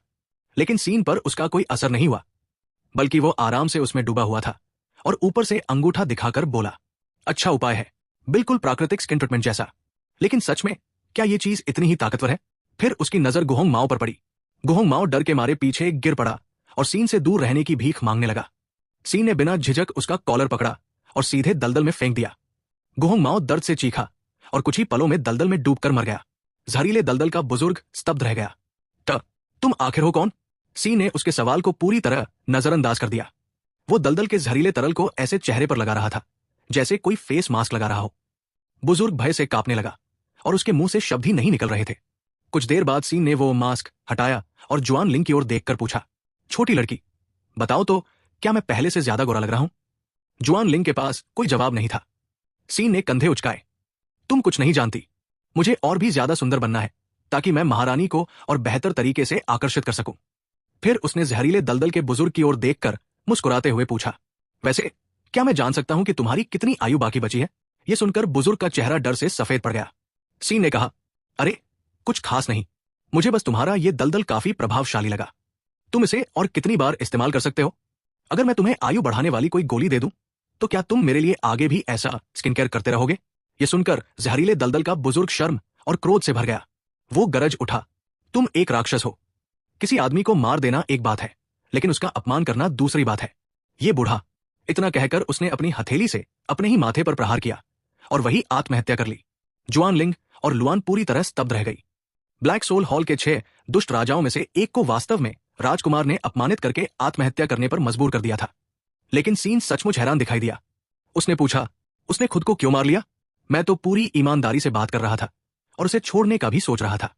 दोनों लड़कियां एक साथ बोल उठीं, महामहिम, कृपया थोड़ा अधिक मानवीय बनिए। इसके बाद जुआन लिंग ने सलाह दी, महामहिम, अब आपको सोचना चाहिए कि इस पूरी घटना के सबूत कैसे मिटाए जाएं। जमीन में बने विशाल दरार को देखते हुए सीन बोला, यह तो सचमुच बड़ा हंगामा हो गया है। अगर मैं गलत नहीं हूं तो यह दरार आगे बढ़ते बढ़ते सीधे ग्रेट फ्लेम राजवंश तक पहुंच जाएगी, है ना? जुआन लिंग ने सिर हिलाकर सहमति जताई। अचानक सीन की आभा एक बार फिर फूट पड़ी। जुआन लिंग घबरा गई। आप क्या करने वाले हैं? उसने जल्दी से पूछा। सीन ने सहजता से उत्तर दिया, सबूत मिटाने। यह कहकर उसने एक मुक्का मारा। उस मुक्के से निकली शक्ति इतनी भयानक थी कि मानो उसने आकाश और पृथ्वी दोनों को चीर दिया हो। जुआन लिंग और लुआन ने तेज तूफानी हवा से बचने के लिए अपनी बाहें चेहरे के सामने उठा ली। कुछ क्षण बाद सीन ने गहरी सांस छोड़ी। उसकी सांस से एक विशाल बवंडर उत्पन्न हुआ जो धरती और आसमान को जोड़ता हुआ प्रतीत हो रहा था। जुआन लिंग अविश्वास में डूब गई। उसने सोचा, क्या ये इनके अनुसार सबूत मिटाने का तरीका है? सीन हल्के से मुस्कुराया और बोला, जब भूदृश्य ही बदल जाए और अतीत का कोई निशान न बचे तो उसे सबूत मिटाना ही कहते हैं। जब धूल बैठी तो चारों ओर का दृश्य पूरी तरह शांत और स्थिर था। जुआन लिंग ने अपनी टिप्पणी रोक ली और मन ही मन सोचा, यह तो सबूत मिटाना नहीं बल्कि पूरी दुनिया को दोबारा गढ़ देना है। उसी क्षण सीन तियान। अचानक सीन को कुछ याद आया। शहर के लोगों ने यह सब नहीं देखा होगा, है ना? लान मुस्कुराई और बोली, चिंता मत कीजिए महामहिम, शहर के चारों ओर एक रक्षात्मक संरचना है जो बाहर का दृश्य छिपा देती है। सीन ने राहत की सांस ली। तुमने तो मुझे डरा ही दिया था। मुझे लगा हमारे शांतिपूर्ण दिन खत्म हो गए। ठीक है, मैं पास के जंगल में इंतजार करूंगा। जब तुम्हारा काम खत्म हो जाए तो मेरे लिए कुछ शराब ले आना। सीन को दूर जाते हुए देखकर लुआन सोचने लगी, राजकुमार वास्तव में अनोखे थे। इतनी अपार शक्ति होने के बावजूद वे दूसरों के सहारे जीने और बेफिक्र रहने में संतुष्ट थे। उसने पास की मूर्ति थपथपाई और बुदबुदाई, क्या यह अद्भुत नहीं है? उसी समय नगरवासी हथियार लेकर दौड़ते हुए वहां पहुंचे, लेकिन उन्होंने देखा कि वे 2 विशाल पहाड़ जिन्हें वे हमेशा से जानते थे गायब हो चुके थे। लुआन हंसते हुए बोली, ग्राम प्रधान जी, अब सब सुरक्षित है, चलिए वापस चलते हैं। पहाड़ बस थोड़ी सैर पर गए हैं, अभी लौटे नहीं है। एक युवती उत्साह से सीन की कहानियां सुना रही थी। अचानक शाही रक्षक दल की प्रमुख के मन में एक विचार आया, कहीं ऐसा तो नहीं कि हमने उसकी पीठ पीछे जो भी बुरी बातें कही थी वो सब उसने सुन लिया हो? ये सुनते ही आगे चलते हुए सीन बोला, बिल्कुल सुना था। तुम घर जाकर मुझे राष्ट्र का विनाशक कहती थी। ये आरोप लगाती थी कि मैंने अपनी शक्ल सूरत से महारानी को मोहित कर लिया है, और यह भी कहती थी कि जो मेरे पास है उससे संतुष्ट नहीं हूं और फिर भी कुछ और चाहता हूं, यानी कि मैं युवा जुआन लिंग के साथ छेड़छाड़ कर रहा हूं। जुआन लिंग ने संदेह भरी नजर से लान को देखा। बहन लान, आप आखिर सोच क्या रही थी? लुआन तुरंत घुटनों के बल बैठ गई। मुझे क्षमा कर दीजिए महामहिम, मुझे भी क्षमा करें युवा जनरल। सीन ने हाथ हिलाकर कहा, कोई बात नहीं, बस एक छोटी सी गलतफहमी थी। शरारती मुस्कान के साथ जुआन लिंग बोली। किसने सोचा था कि इतनी समझदार दिखने वाली बड़ी बहन लान घर पर इतनी बड़ी गपशप करने वाली निकलेगी। फिर उसे अचानक कुछ समझ आया। रुकिए, घर पर? महामहिम, क्या आप अपने महल से ही बहन लान के घर की बातें सुन सकते थे? सीन मुस्कुराया। बिल्कुल, हमारी प्रिय लुआन घर पहुंचते ही बहुत बातें करने लगती है, हमेशा कुछ न कुछ बड़बड़ाती रहती है। लुआन पूरी तरह निरुत्तर हो गई। उसे साफ समझ आ गया कि सीन जानबूझकर उसे शर्मिंदा कर रहा था। मेरी चुगली करोगी तो मैं भी तुम्हें शर्मिंदा करूंगा। कुछ ही देर बाद सब लोग जुआन परिवार के निवास पर लौट आए। सीन ने चिढ़ते हुए द्वार की ओर इशारा किया। अब घर जाओ। जुआन लिंग ने विनती की। महामहिम, मैं महल में आपके साथ भोजन करना चाहती हूं। नहीं, पिछले कुछ दिनों से तुम महल में ही रह रही हो। तुम्हारे पिता हर रात मुझे इसके लिए डांटते हैं। बहुत परेशान हो गया हूं। लुआन ने मन ही मन सोचा, अगर रात में कोई गुप्त काम भी होता तो ये सब साफ साफ सुन लेते। उम्मीद भरी आंखों से जुआन लिंग बोली, महामहिम, कृपया मुझे महल चलने दीजिए, इतने कंजूस मत बनिए। सीन ने सिर हिलाया। बस करो, तुम्हारे माता पिता है, फिर भी उनकी कद्र नहीं करती। मैं तो बिना माता पिता के बड़ा हुआ हूं। तुम नहीं जानती कि तुम कितनी भाग्यशाली हो। यह सुनकर जुआन लिंग और लुआन दोनों चौंक गई। उन्होंने कभी नहीं सोचा था कि राजकुमार का अतीत इतना दुखद रहा होगा। सीन ने बात को हल्के में टाल दिया। सब पुरानी बातें हैं, मैं अब खुश हूं। आखिरकार जुआन लिंग घर जाने के लिए तैयार हो गई। सीन ने स्नेह से उसके सिर पर हाथ फेरा। अच्छी लड़की, अब घर जाओ। तभी जुआन लिंग के पिता जुआन यांगमिंग वहां आ पहुंचे। उन्होंने गुस्से में पूछा, महामहिम, आप क्या कर रहे हैं? आप महारानी के पति हैं, मेरी बेटी के साथ ये कैसा व्यवहार कर रहे हैं? ये सुनते ही लुआन तुरंत बोल उठी, लॉर्ड जुआन, आप ऐसी बातें कैसे कह सकते हैं? सच्चाई जाने बिना किसी की प्रतिष्ठा पर कीचड़ नहीं उछालनी चाहिए। जुआन यांगमिंग ये सुनकर एक पल के लिए चुप रह गए। जुआन यांगमिंग ने तुरंत दोनों हाथ उठाकर सफाई देने की कोशिश की, लेकिन लुआन का गुस्सा बढ़ता ही गया। आप इतने ऊंचे पद पर हैं, फिर भी बिना सच्चाई जाने फैसला सुना देते हैं। मैं आपसे निराश हूं। जुआन यांगमिंग स्तब्ध रह गए और लगभग जमीन पर बैठ गए। उन्होंने मन ही मन सोचा, इतनी ईमानदार और वफादार महिला भी राजकुमार के आकर्षण में पड़ गई। तभी जुआन लिंग भी बोली, महामहिम तो इतने दयालु थे कि मुझे आपके साथ घर पर भोजन करने भेजा, और आप उनके बारे में ऐसी बातें कर रहे हैं। मैं जुआन यांगमिंग हकलाने लगे। उनके पास कोई जवाब नहीं था। जुआन लिंग ने लुआन का हाथ पकड़ा और कहा, पिताजी, आज रात आप अकेले ही खाना खाइए। जुआन यांगमिंग ने झुंझलाकर बड़बड़ाया, दुनिया को आखिर हो क्या गया है? दक्षिण के शरणार्थियों की समस्या अभी तक हल नहीं हुई और अब मेरी बेटी भी मेरी बात नहीं मान रही। कुछ देर बाद वो उठे और अपने निवास की ओर लौटने लगे, लेकिन आश्चर्य की बात यह हुई कि थोड़ी ही देर में वे तीनों भी उनके पीछे पीछे लौट आए। जुआन परिवार के एक मंडप में सीन स्वादिष्ट व्यंजनों से भरी मेज को देखकर अपने मुंह में पानी आने से नहीं रोक पा रहा था। जुआन यांगमिंग आखिरी व्यंजन परोसते हुए बोले, कृपया सब लोग भोजन कीजिए। जुआन लिंग हंसते हुए बोली, महामहिम, इसी व्यंजन की मदद से मेरे पिता ने मेरी मां का दिल जीता था। सी ने प्यार से उसके सिर पर हल्की चपत लगाई। थोड़ा सम्मान दिखाओ, अपने पिता के बारे में ऐसे कैसे बात कर सकती हो? जुआन लिंग मुस्कुराते हुए सिर हिला दिया। जुआन यांगमिंग ये देखकर उलझन में पड़ गए। मेरी बेटी राजकुमार से इतनी डरती क्यों है? उन्होंने सोचा कि बेहतर होगा पहले माफी मांग ली जाए। उन्होंने अपना प्याला उठाया। महामहिम, मैं आपसे क्षमा चाहता हूं। सी ने भी प्याला उठाया और एक ही घूंट में शराब पी ली। भोजन का एक कौर चखने के बाद उसने अंगूठा उठाकर कहा, स्वाद सचमुच अद्भुत है। सीन के खाते रहने पर जुआन यांगमिंग और भी उलझ गए।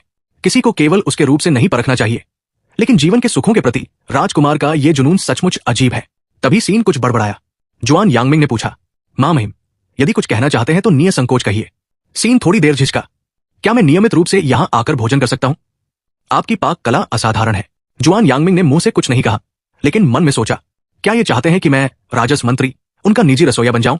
असंभव, बिल्कुल असंभव। अगले ही क्षण सीन ने एक अंगूठी मेज पर पटक दी।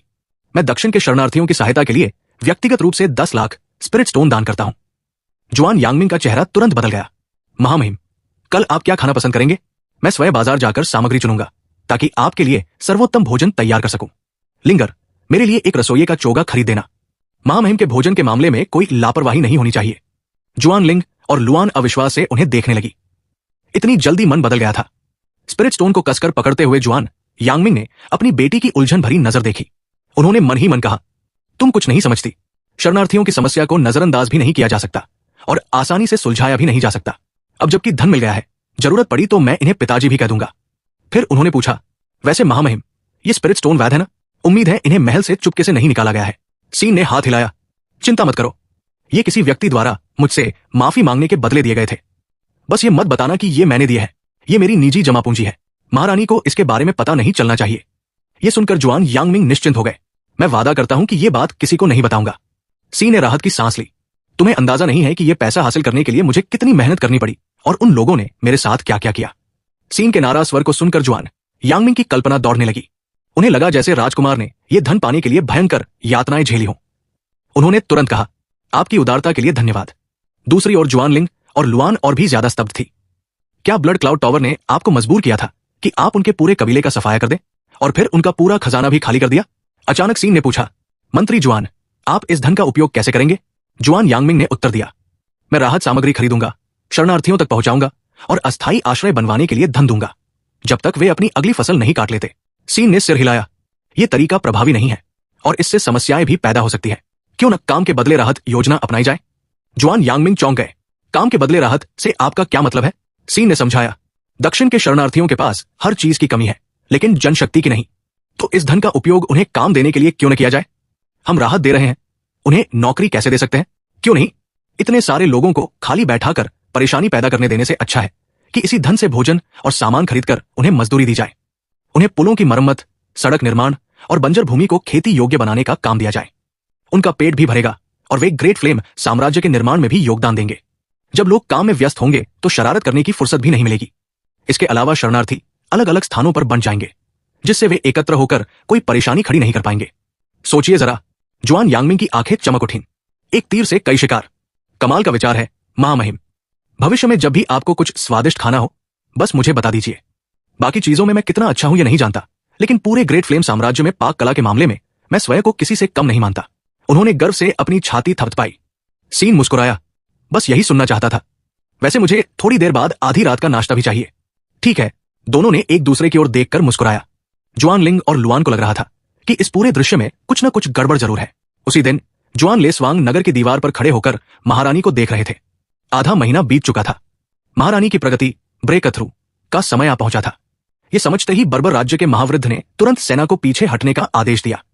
महारानी ने ठंडी सांस लेते हुए अपनी आंखें खोली। उनकी आभा भूस्खलन और सुनामी की तरह फूट पड़ी। बर्बर सैनिक घबराकर भागने लगे। अगले ही क्षण महारानी ने आकाशीय गठन को एक ही प्रहार में तोड़ दिया। तलवार हाथ में लिए वो गरिमापूर्ण ढंग से खड़ी थी। बूढ़े आदमी, तुम सचमुच तेजी से भागे, लेकिन चाहे कितनी भी तेजी से भागो, क्या नवे स्तर की तलवार ऊर्जा से बच सकते हो? उन्होंने तलवार घुमाई। बर्फ जैसी ठंडी तलवार ऊर्जा बिजली की तरह निकली और महावृद्ध के पीछे भाग रहे सैनिक तुरंत जम गए। बर्बर जाति के महावृद्ध ने दांत भींच लिए और पूरी गति से भागने लगे। अचानक उन्हें पीछे से ठंडक का एहसास हुआ। वे चौंक गए। उन्हें उम्मीद नहीं थी कि नौवें स्तर के योद्धा की शक्ति इतनी भयावह होगी। उन्होंने तुरंत मुड़कर अपनी सबसे शक्तिशाली तकनीक का प्रयोग किया। एक विशाल मायावी आकृति प्रकट हुई, लेकिन वो तलवार ऊर्जा के सामने झाग की तरह बिखर गई। महावृद्ध टूटी डोर वाली पतंग की तरह जमीन पर गिर पड़े और एक विशाल गड्ढा बन गया। कुछ देर बाद वे मुश्किल से खड़े हुए। उनके चेहरे का मुखौटा टूट चुका था। अब उन्हें नौवें स्तर के विशेषज्ञ की असली भयावहता का एहसास हो गया था। दूसरी ओर महारानी ने उनका पीछा नहीं किया। वो वापस नगर की दीवार पर लौटी और उपसेनापति को शेष कार्य संभालने तथा सेना को वापस लाने का आदेश दिया। खुद वो जुआन लेस्वांग के साथ जल्दी निकल पड़ी। रास्ते में जुआन लेस्वांग ने उन्हें सांत्वना देने की कोशिश की। महारानी, अधिक चिंता मत कीजिए। हर जगह सुरक्षा संरचनाएं लगी हुई है। वे जहरीले दलदल के बुजुर्ग को कुछ समय तक रोक सकती है। लेकिन महारानी अभी भी चिंतित थी। वो 8वें स्तर का विशेषज्ञ है। ये संरचनाएं उसे अधिक देर तक नहीं रोक पाएंगी। मैं बस यही आशा करती हूं कि ग्रेट फ्लेम साम्राज्य को कोई बड़ा नुकसान न पहुंचा हो। कुछ ही समय बाद वे उस नगर में पहुंचे जहां पहले 2 विशाल पर्वत हुआ करते थे, लेकिन अब वे पूरी तरह गायब थे। जुआन लेस्वांग अवाक रह गए। महारानी ने कुछ देर निरीक्षण किया और बोली, आसपास कहीं मिट्टी का ढेर नहीं है, लेकिन दूर के पहाड़ों पर धूल की एक परत जमी हुई है। मेरा अनुमान है कि किसी ने इन दोनों पहाड़ों को एक ही प्रहार में धूल में बदल दिया। एक ही प्रहार? जुआन लेस्वांग ने आश्चर्य से पूछा। महारानी, अब जबकि आप 9वें स्तर पर पहुंच चुकी हैं, उस व्यक्ति की तुलना में आपकी शक्ति कैसी है? महारानी कड़वी मुस्कान के साथ बोली, तुम मुझे बहुत अधिक आंक रहे हो। मैं तो उसकी शक्ति का अंदाजा भी नहीं लगा सकती, फिर मैं उसकी बराबरी कैसे कर सकती हूं? जुआन लेस्वांग ने पूछा। क्या वो व्यक्ति 10वें स्तर का विशेषज्ञ हो सकता है? महारानी ने सिर हिलाया। नहीं, सबसे डरावनी बात तो यही है, अगर वो 10वें स्तर पर होता तो मैं उसकी शक्ति को पहचान सकती थी, लेकिन ऐसी शक्ति जो 10वें स्तर से भी आगे हो। आखिर वो कौन हो सकता है? उत्तरी अभियान से विजयी होकर लौटने के बाद महारानी ने पाया कि सीन तियान का शाही रक्षक दल की प्रमुख और जुआन लेस्वांग की बेटी दोनों से असाधारण रूप से घनिष्ठ संबंध बन चुका था। दोनों ही इस मुफ्तखोर आदमी का बहुत सम्मान करती थी। सीन उनकी अत्यधिक श्रद्धा से बचने की कोशिश कर रहा था कि तभी उसे पास से हत्या का इरादा महसूस हुआ। ध्यान से देखने पर उसे पता चला कि उसकी पत्नी महारानी लौट आई थी। महारानी के बगल में खड़ी जुआन ले स्वांग अपनी बेटी को डांट रही थी। कितने दिन हो गए तुम्हें पिटे हुए? लगता है फिर से पिटने का मन कर रहा है। मजाक कर रहे तीनों लोग अचानक सन्न रह गए। जुआन लिंग के हाथ से बन गिर गया। ओ नहीं, मां इतनी जल्दी कैसे लौट आई? और अगर मैं गलत नहीं हूं तो उनके बगल में महारानी भी खड़ी है। लान धीरे से बोली, मैंने भी पहले तुम्हारे पिता की तरह राजकुमार और तुम्हारे रिश्ते को गलत समझ लिया था। मैंने तो इसके बारे में जनरल को एक पत्र भी भेज दिया था। यह सुनते ही सीन का चेहरा बदल गया। क्या कमांडर लान, क्या आप मुझे मुसीबत में डालना चाहती हैं? उधर जुआन लेस्वांग उनकी फुसफुसाहट देखकर गुस्से से उनकी ओर बढ़ी। स्पष्ट था कि वो किसी को सबक सिखाने वाली थी। डरी हुई जुआन लिंग तुरंत सीन के पीछे छिप गई। घबराकर सीन बोला, अरे बच्ची, मेरे पीछे क्यों छिप रही हो? जाकर बहन लान के पीछे छिपो। क्या तुम हालात को और खराब करना चाहते हो? जुआन लिंग ने दयनीय स्वर में कहा। मां महिम, बस थोड़ी देर के लिए मुझे बचा लीजिए। जब महारानी यहां तो मां आप पर हाथ नहीं उठाएंगी। सीन ने सामने खड़ी क्रोधित जुआन लेस्वांग को देखा। लगभग 2 मीटर लंबी मजबूत शरीर वाली महिला को देखकर उसके मन में आया, मंत्री जुआन, असली मर्द तो आप निकले। उसने बीच बचाव करने की कोशिश की। जनरल जुआन, सबके सामने बच्चे को मारना ठीक नहीं है। इससे उसके मन पर बुरा असर पड़ेगा। जुआन लेस्वांग ने मुठ्ठियां भींच ली। मां महिम, मैं महारानी के सम्मान में आपसे शांति से बात कर रही हूं, लेकिन इसका मतलब ये नहीं कि मैं कुछ नहीं करूंगी। यह सुनकर जुआन लिंग तुरंत अपनी मां से लिपट गई। नहीं मां, आप किसी भी हालत में राजकुमार पर हाथ नहीं उठा सकती। अगर किसी को मारना ही है तो अपनी बेटी को मार लीजिए। लान भी आगे बढ़ी। जनरल जुआन, कृपया शांत हो जाइए। आइए पहले आराम से बात करते हैं। जुआन ले स्वांग हैरान रह गई। अरे मूर्ख लड़की, ये महारानी के पति है। तुम्हें उनकी चिंता करने की जरूरत नहीं है। उन्हें क्या पता था कि जुआन लिंग के मन में कुछ और ही चल रहा था। अगर राजकुमार ने पलटकर जवाब दे दिया तो मेरा और पिताजी का क्या होगा? उसी समय कुछ बलिष्ठ युवक आगे आए। मां महिम, कोई समस्या है क्या? सीन ने जल्दी से समझाया। नहीं नहीं, ये मेरी मित्र है, चिंता की कोई बात नहीं है। सब लोग अपने काम पर जाइए। एक ग्रामीण बोला। मां महिम, यदि कभी किसी चीज की आवश्यकता हो तो बस हमें बुला लीजिए। रात भी काफी हो गई है, क्यों ना आज मेरे घर पर विश्राम कर लें? सीन ने विनम्रता से मना कर दिया। आपके प्रस्ताव के लिए धन्यवाद, लेकिन मुझे एक भोज में जाना है। अब मुझे निकलना होगा। गांव वालों को सीन के साथ इतनी आत्मीयता से व्यवहार करते देखकर जुआन ले स्वांग स्तब्ध रह गई। क्या राजकुमार का आकर्षण सचमुच इतना प्रबल है? यहां तो सभी ग्रामीण पुरुष है। सीन अपनी महारानी पत्नी को देखते हुए सोच रहा था, मेरी पत्नी सचमुच बहुत सुंदर है। वो उनकी सुंदर चाल और आकर्षक आकृति को निहार रहा था। तभी महारानी अचानक मुड़ी और उसकी ओर गहरी नजर से देखा। सीन मंत्रमुग्ध हो गया। इन आंखों को देखो, जैसे चमकते हुए तारे हों। महारानी उसके पास आई और पूछा, मुझे बहुत जिज्ञासा हो रही है, ग्रीन फ्लेम नगर के लोग तुम्हें इतना पसंद क्यों करते हैं? सीन मुस्कुराया। जब कोई महिला किसी पुरुष के बारे में जिज्ञासु होने लगे तो समझो वो हार चुकी है। महारानी उलझन में पड़ गई। मैंने तो बस एक सवाल पूछा था। ये हंस क्यों रहा है? आखिर सीन ने जवाब दिया, पैसा खर्च कर दो, समस्या खुद हल हो जाती है। मैंने बस उनके लिए सड़क निर्माण का खर्च उठाया। महारानी ने भौं उठाई। पैसा आया कहां से? जहां तक मुझे याद है तुम्हारे पास इतना धन नहीं था। सीन जोर से हंस पड़ा। महारानी, मत भूलिए कि अब मैं आपका पति हूं। हाल ही में मुझे बहुत सारे उपहार मिले हैं। लगता है हमारे दरबार में काफी अमीर लोग हैं। महारानी और जुआन लेस्वांग दोनों को यकीन नहीं हुआ। सिर्फ सड़क बनवा देने से लोग इतने आभारी नहीं हो सकते थे। तभी जुआन लिंग बोली, क्योंकि राजकुमार ने ग्रीन फ्लेम नगर के लोगों को समृद्धि दी है। दोनों ने उसकी ओर देखा। जुआन लिंग ने समझाया, ग्रीन फ्लेम नगर अपनी स्वादिष्ट शराब के लिए प्रसिद्ध है। पहले यह केवल राजधानी में ही बिकती थी। इससे लोगों की आय बढ़ती थी, लेकिन बहुत ज्यादा नहीं। फिर राजकुमार ने इसके लिए ब्रांडिंग की योजना बनाई। लान ने तुरंत प्रचार नारा सुनाया, ग्रीन फ्लेम पर्वत का जल, उत्कृष्ट मदिरा का सार, ग्रेट फ्लेम की गुणवत्ता, 100 वर्षों की परंपरा, ग्रीन फ्लेम मदिरा नगर की पहचान। स्वयं महारानी भी ग्रीन फ्लेम की मदिरा को पसंद करती है। महारानी के नाम और राजस्व मंत्री की गारंटी के साथ इस शराब का नाम बदलकर ग्रीन फ्लेम एम्प्रेस वाइन रख दिया गया। अब इसकी एक मटकी की कीमत भी बेहद ऊंची थी। सीन ने कहा, महारानी, शराब के लिए आपका नाम इस्तेमाल करना पड़ा। आखिर मैं तो एक कमजोर और निकम्मा आदमी हूं। जुआन लिंग और लुआन ने मन ही मन आंखें घुमा ली। हाँ हाँ, आप तो बहुत निकम्मे हैं। बस जहरीले दलदल के बुजुर्ग को आत्महत्या करने पर मजबूर कर दिया और एक मुक्के में कुछ पहाड़ उड़ा दिए। महारानी के चेहरे पर नाराजगी दिखाई दी। निकम्मा, तुम मेरे पति हो, ग्रेट फ्लेम के राजकुमार हो। तुम्हें निकम्मा कहने का अधिकार किसी को नहीं है। अगर कोई तुम्हें सताने की हिम्मत करेगा तो मैं अपनी तलवार से उसका सिर काट दूंगी। सीन का दिल धड़क उठा। कमाल है, ये फिर से मुझसे फ्लर्ट कर रही है। कोई मेरा कटोरा बदल दो। अब तो लोहे का कटोरा चाहिए ताकि मैं आराम से पत्नी के सहारे जी सकूं।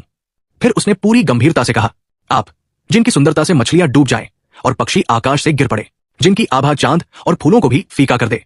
हे मेरी महारानी, आप अद्वितीय है। महारानी ने शांत चेहरा बनाए रखा। चापलूसी से कुछ नहीं मिलेगा। मुझे मीठी बातें कभी पसंद नहीं रही, लेकिन उनके होठों पर उभरती हल्की मुस्कान उनकी असली भावनाएं प्रकट कर रही थी। जुआन लेस्वांग ने सीन के कंधे पर हाथ रखा। महामहिम, महारानी बचपन से ही दृढ़ स्वभाव की रही है। युवा लड़कियों पर चलने वाले तरीके उन पर काम नहीं करेंगे, समझे? सीन ने कोई जवाब नहीं दिया। वो बस महारानी को देखता रहा।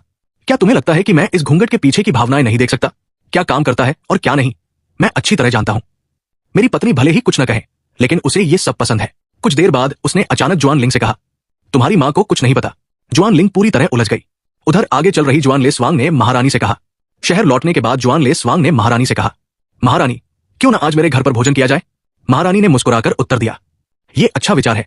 मैं मंत्री जुआन की पाक कला का स्वाद चखने के लिए उत्सुक हूं। जल्द ही पूरा समूह जुआन निवास पहुंच गया। सीन अपनी पत्नी की पीठ को देखते हुए अचानक महसूस करने लगा कि उसकी शक्ति पहले से बढ़ गई है। उसने मन ही मन पूछा, पपी, महारानी जी रुआन का वर्तमान स्तर क्या है?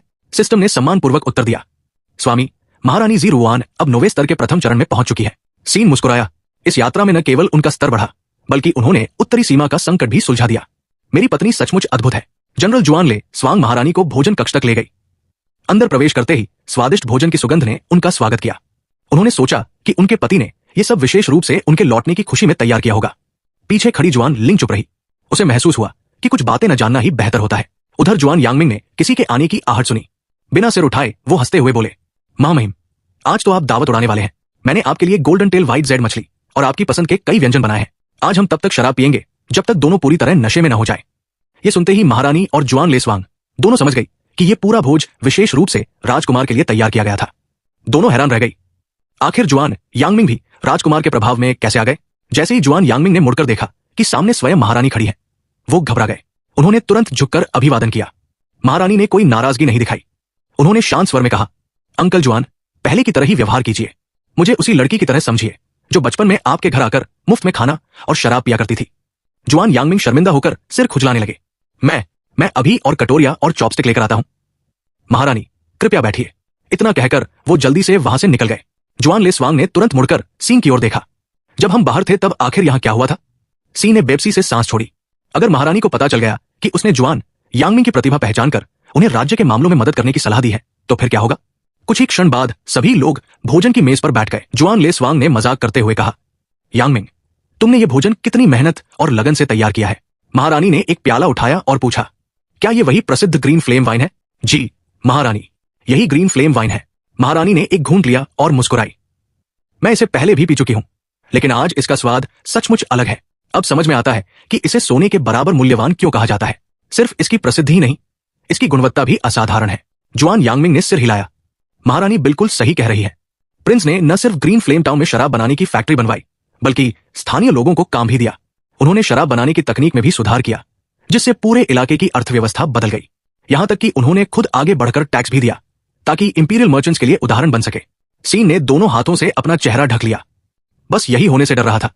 कोई मुझे बेहोश कर दो। मैं तो बस आराम की जिंदगी जीना चाहता था, बिना किसी जिम्मेदारी के। सीन की प्रतिक्रिया को गलत समझते हुए जुआन यांगमिंग बोले, और अगर सिर्फ इतना ही होता तब भी प्रिंस की महानता का पूरा वर्णन नहीं हो पाता। सीन चौंक गया। क्या अभी और बाकी है? जुआन यांगमिंग बोलते रहे। दक्षिणी सीमा के शरणार्थियों के मामले में भी प्रिंस ने न सिर्फ योजना दी, बल्कि खुद पैसा भी लगाया। बदले में उन्होंने सिर्फ इतना कहा कि मैं उनके खाने पीने की इच्छा पूरी कर दिया करूं। ऐसी छोटी सी बात का उनकी मदद के सामने कोई मूल्य ही नहीं है। अब तक सीन पूरी तरह जड़ हो चुका था। उसके चेहरे पर मुस्कान तक नहीं बची थी, लेकिन महारानी की आंखों में प्रशंसा साफ दिखाई दे रही थी। यह देखकर जुआन यांगमिंग हल्का सा मुस्कुराए। प्रिंस, मैं आपकी मदद बस इतनी ही कर सकता था। सीन तुरंत समझ गया कि मंत्री जुआन क्या कर रहे थे। वो हमेशा से आराम की जिंदगी जीना चाहता था और किसी काम में नहीं पड़ना चाहता था, जैसा उसने सोचा था। महारानी ने तुरंत पूछा, इतनी प्रतिभा होने के बावजूद तुम खुद को बेकार क्यों कहते रहते हो? सीन मुश्किल में पड़ गया। अब इसे कैसे समझाऊं? क्या सीधे कह दूं कि मैं आलसी हूं?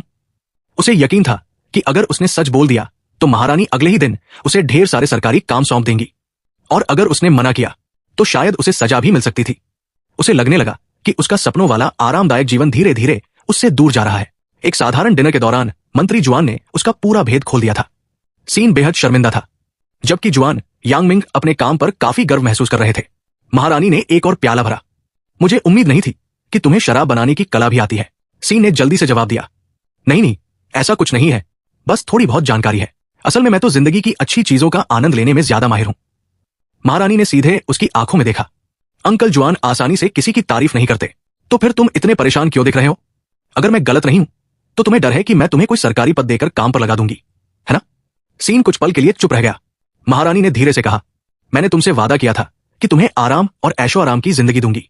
जब मैंने समनिंग टैलिस्मान से तुम्हें यहां बुलाया था, तभी से मैं तुम्हारी ऋणी हूं।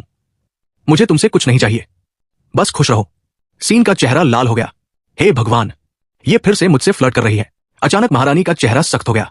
अगर कोई तुम्हारे बारे में बकवास करेगा या तुम्हें निकम्मा कहेगा तो मुझे एक बार तानाशाह बनने में भी कोई आपत्ति नहीं होगी। कुछ लोगों का सिर काटकर पूरे दरबार में डर बैठाना मुश्किल नहीं है। सीन के दिल में खुशी की लहर दौड़ गई। तो यही एहसास होता है जब कोई महारानी तुम्हें सिर पर बिठाकर रखे। कमाल है।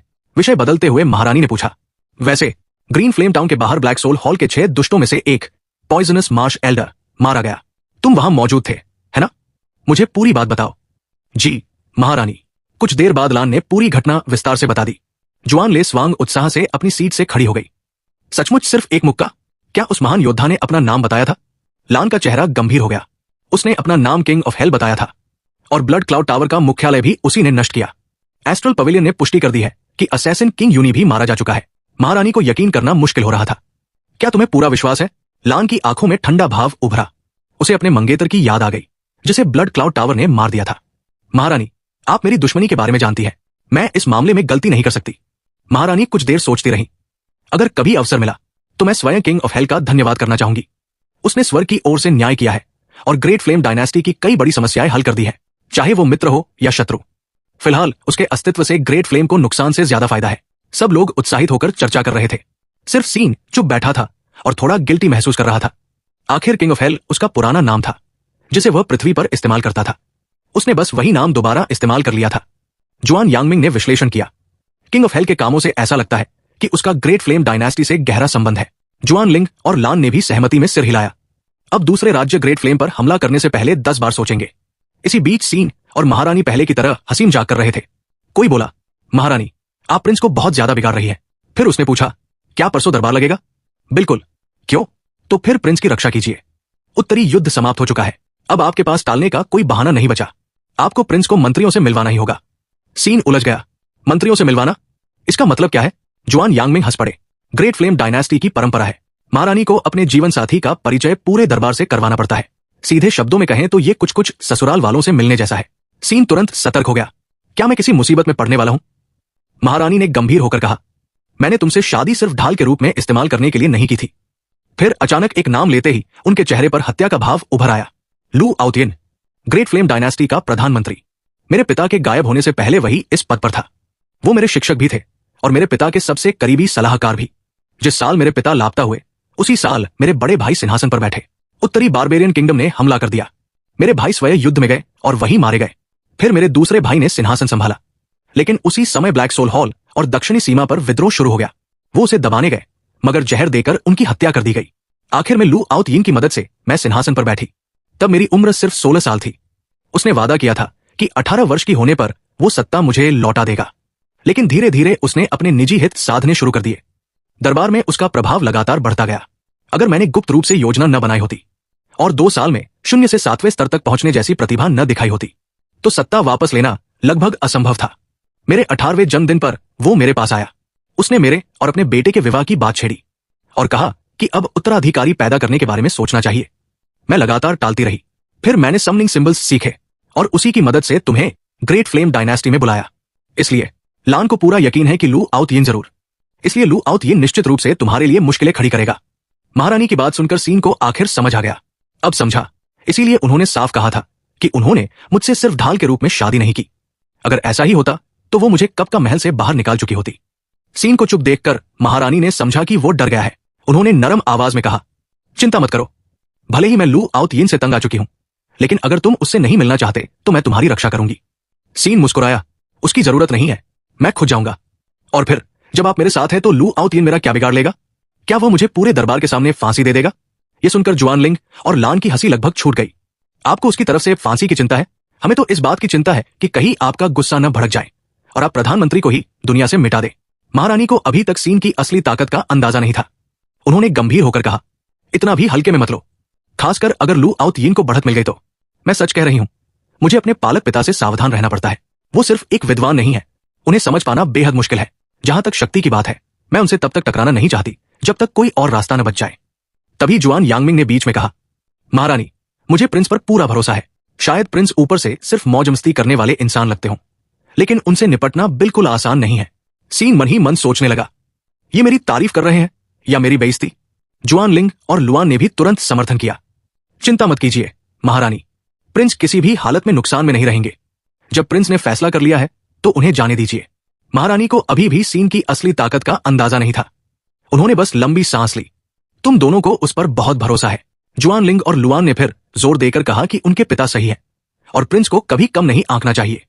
आखिरकार जनरल जुआन ले स्वांग भी बोली, महारानी, ये अच्छा मौका है। अब आपकी ताकत पहले से कहीं ज्यादा बढ़ चुकी है। आपको उस बूढ़े लू आउत यिन से डरने की जरूरत नहीं है। फिर भी महारानी चिंतित दिख रही थी। मुझे सचमुच दरबार में होने वाली बातों की चिंता है। सी ने बीच में ही उनकी बात काट दी। मुझे आप पर भरोसा है। कुछ पल के लिए महारानी चुप हो गई। तुम्हें डर नहीं लगता? सीन हंस पड़ा। मेरी पत्नी वो महिला है जिसने एक तलवार से उत्तरी सीमा को सुरक्षित कर दिया। दुनिया पर राज करने वाली बेजोड़ सुंदरता। फिर मुझे डर किस बात का होना चाहिए? यह सुनकर महारानी के चेहरे पर हल्की लाली के साथ बेहद खूबसूरत मुस्कान आ गई। वो उठीन और दरवाजे की ओर चल दी। अगर तुम्हारा फैसला पक्का है तो मैं तुम्हें और नहीं रोकूंगी। मेरे पास अभी बहुत सारे मेमोरियल्स देखने बाकी है। मुझे महल लौटना होगा। सीन उन्हें जाते हुए देखकर मुस्कुराया। रिश्ता दोनों तरफ से चलता है। अगर वो मुझसे फ्लर्ट कर सकती है तो मैं भी कर सकता हूं। ये जो जरूरी काम का बहाना है, इसमें पूरी ईमानदारी नहीं दिख रही। सच में औरतें भी कमाल होती है।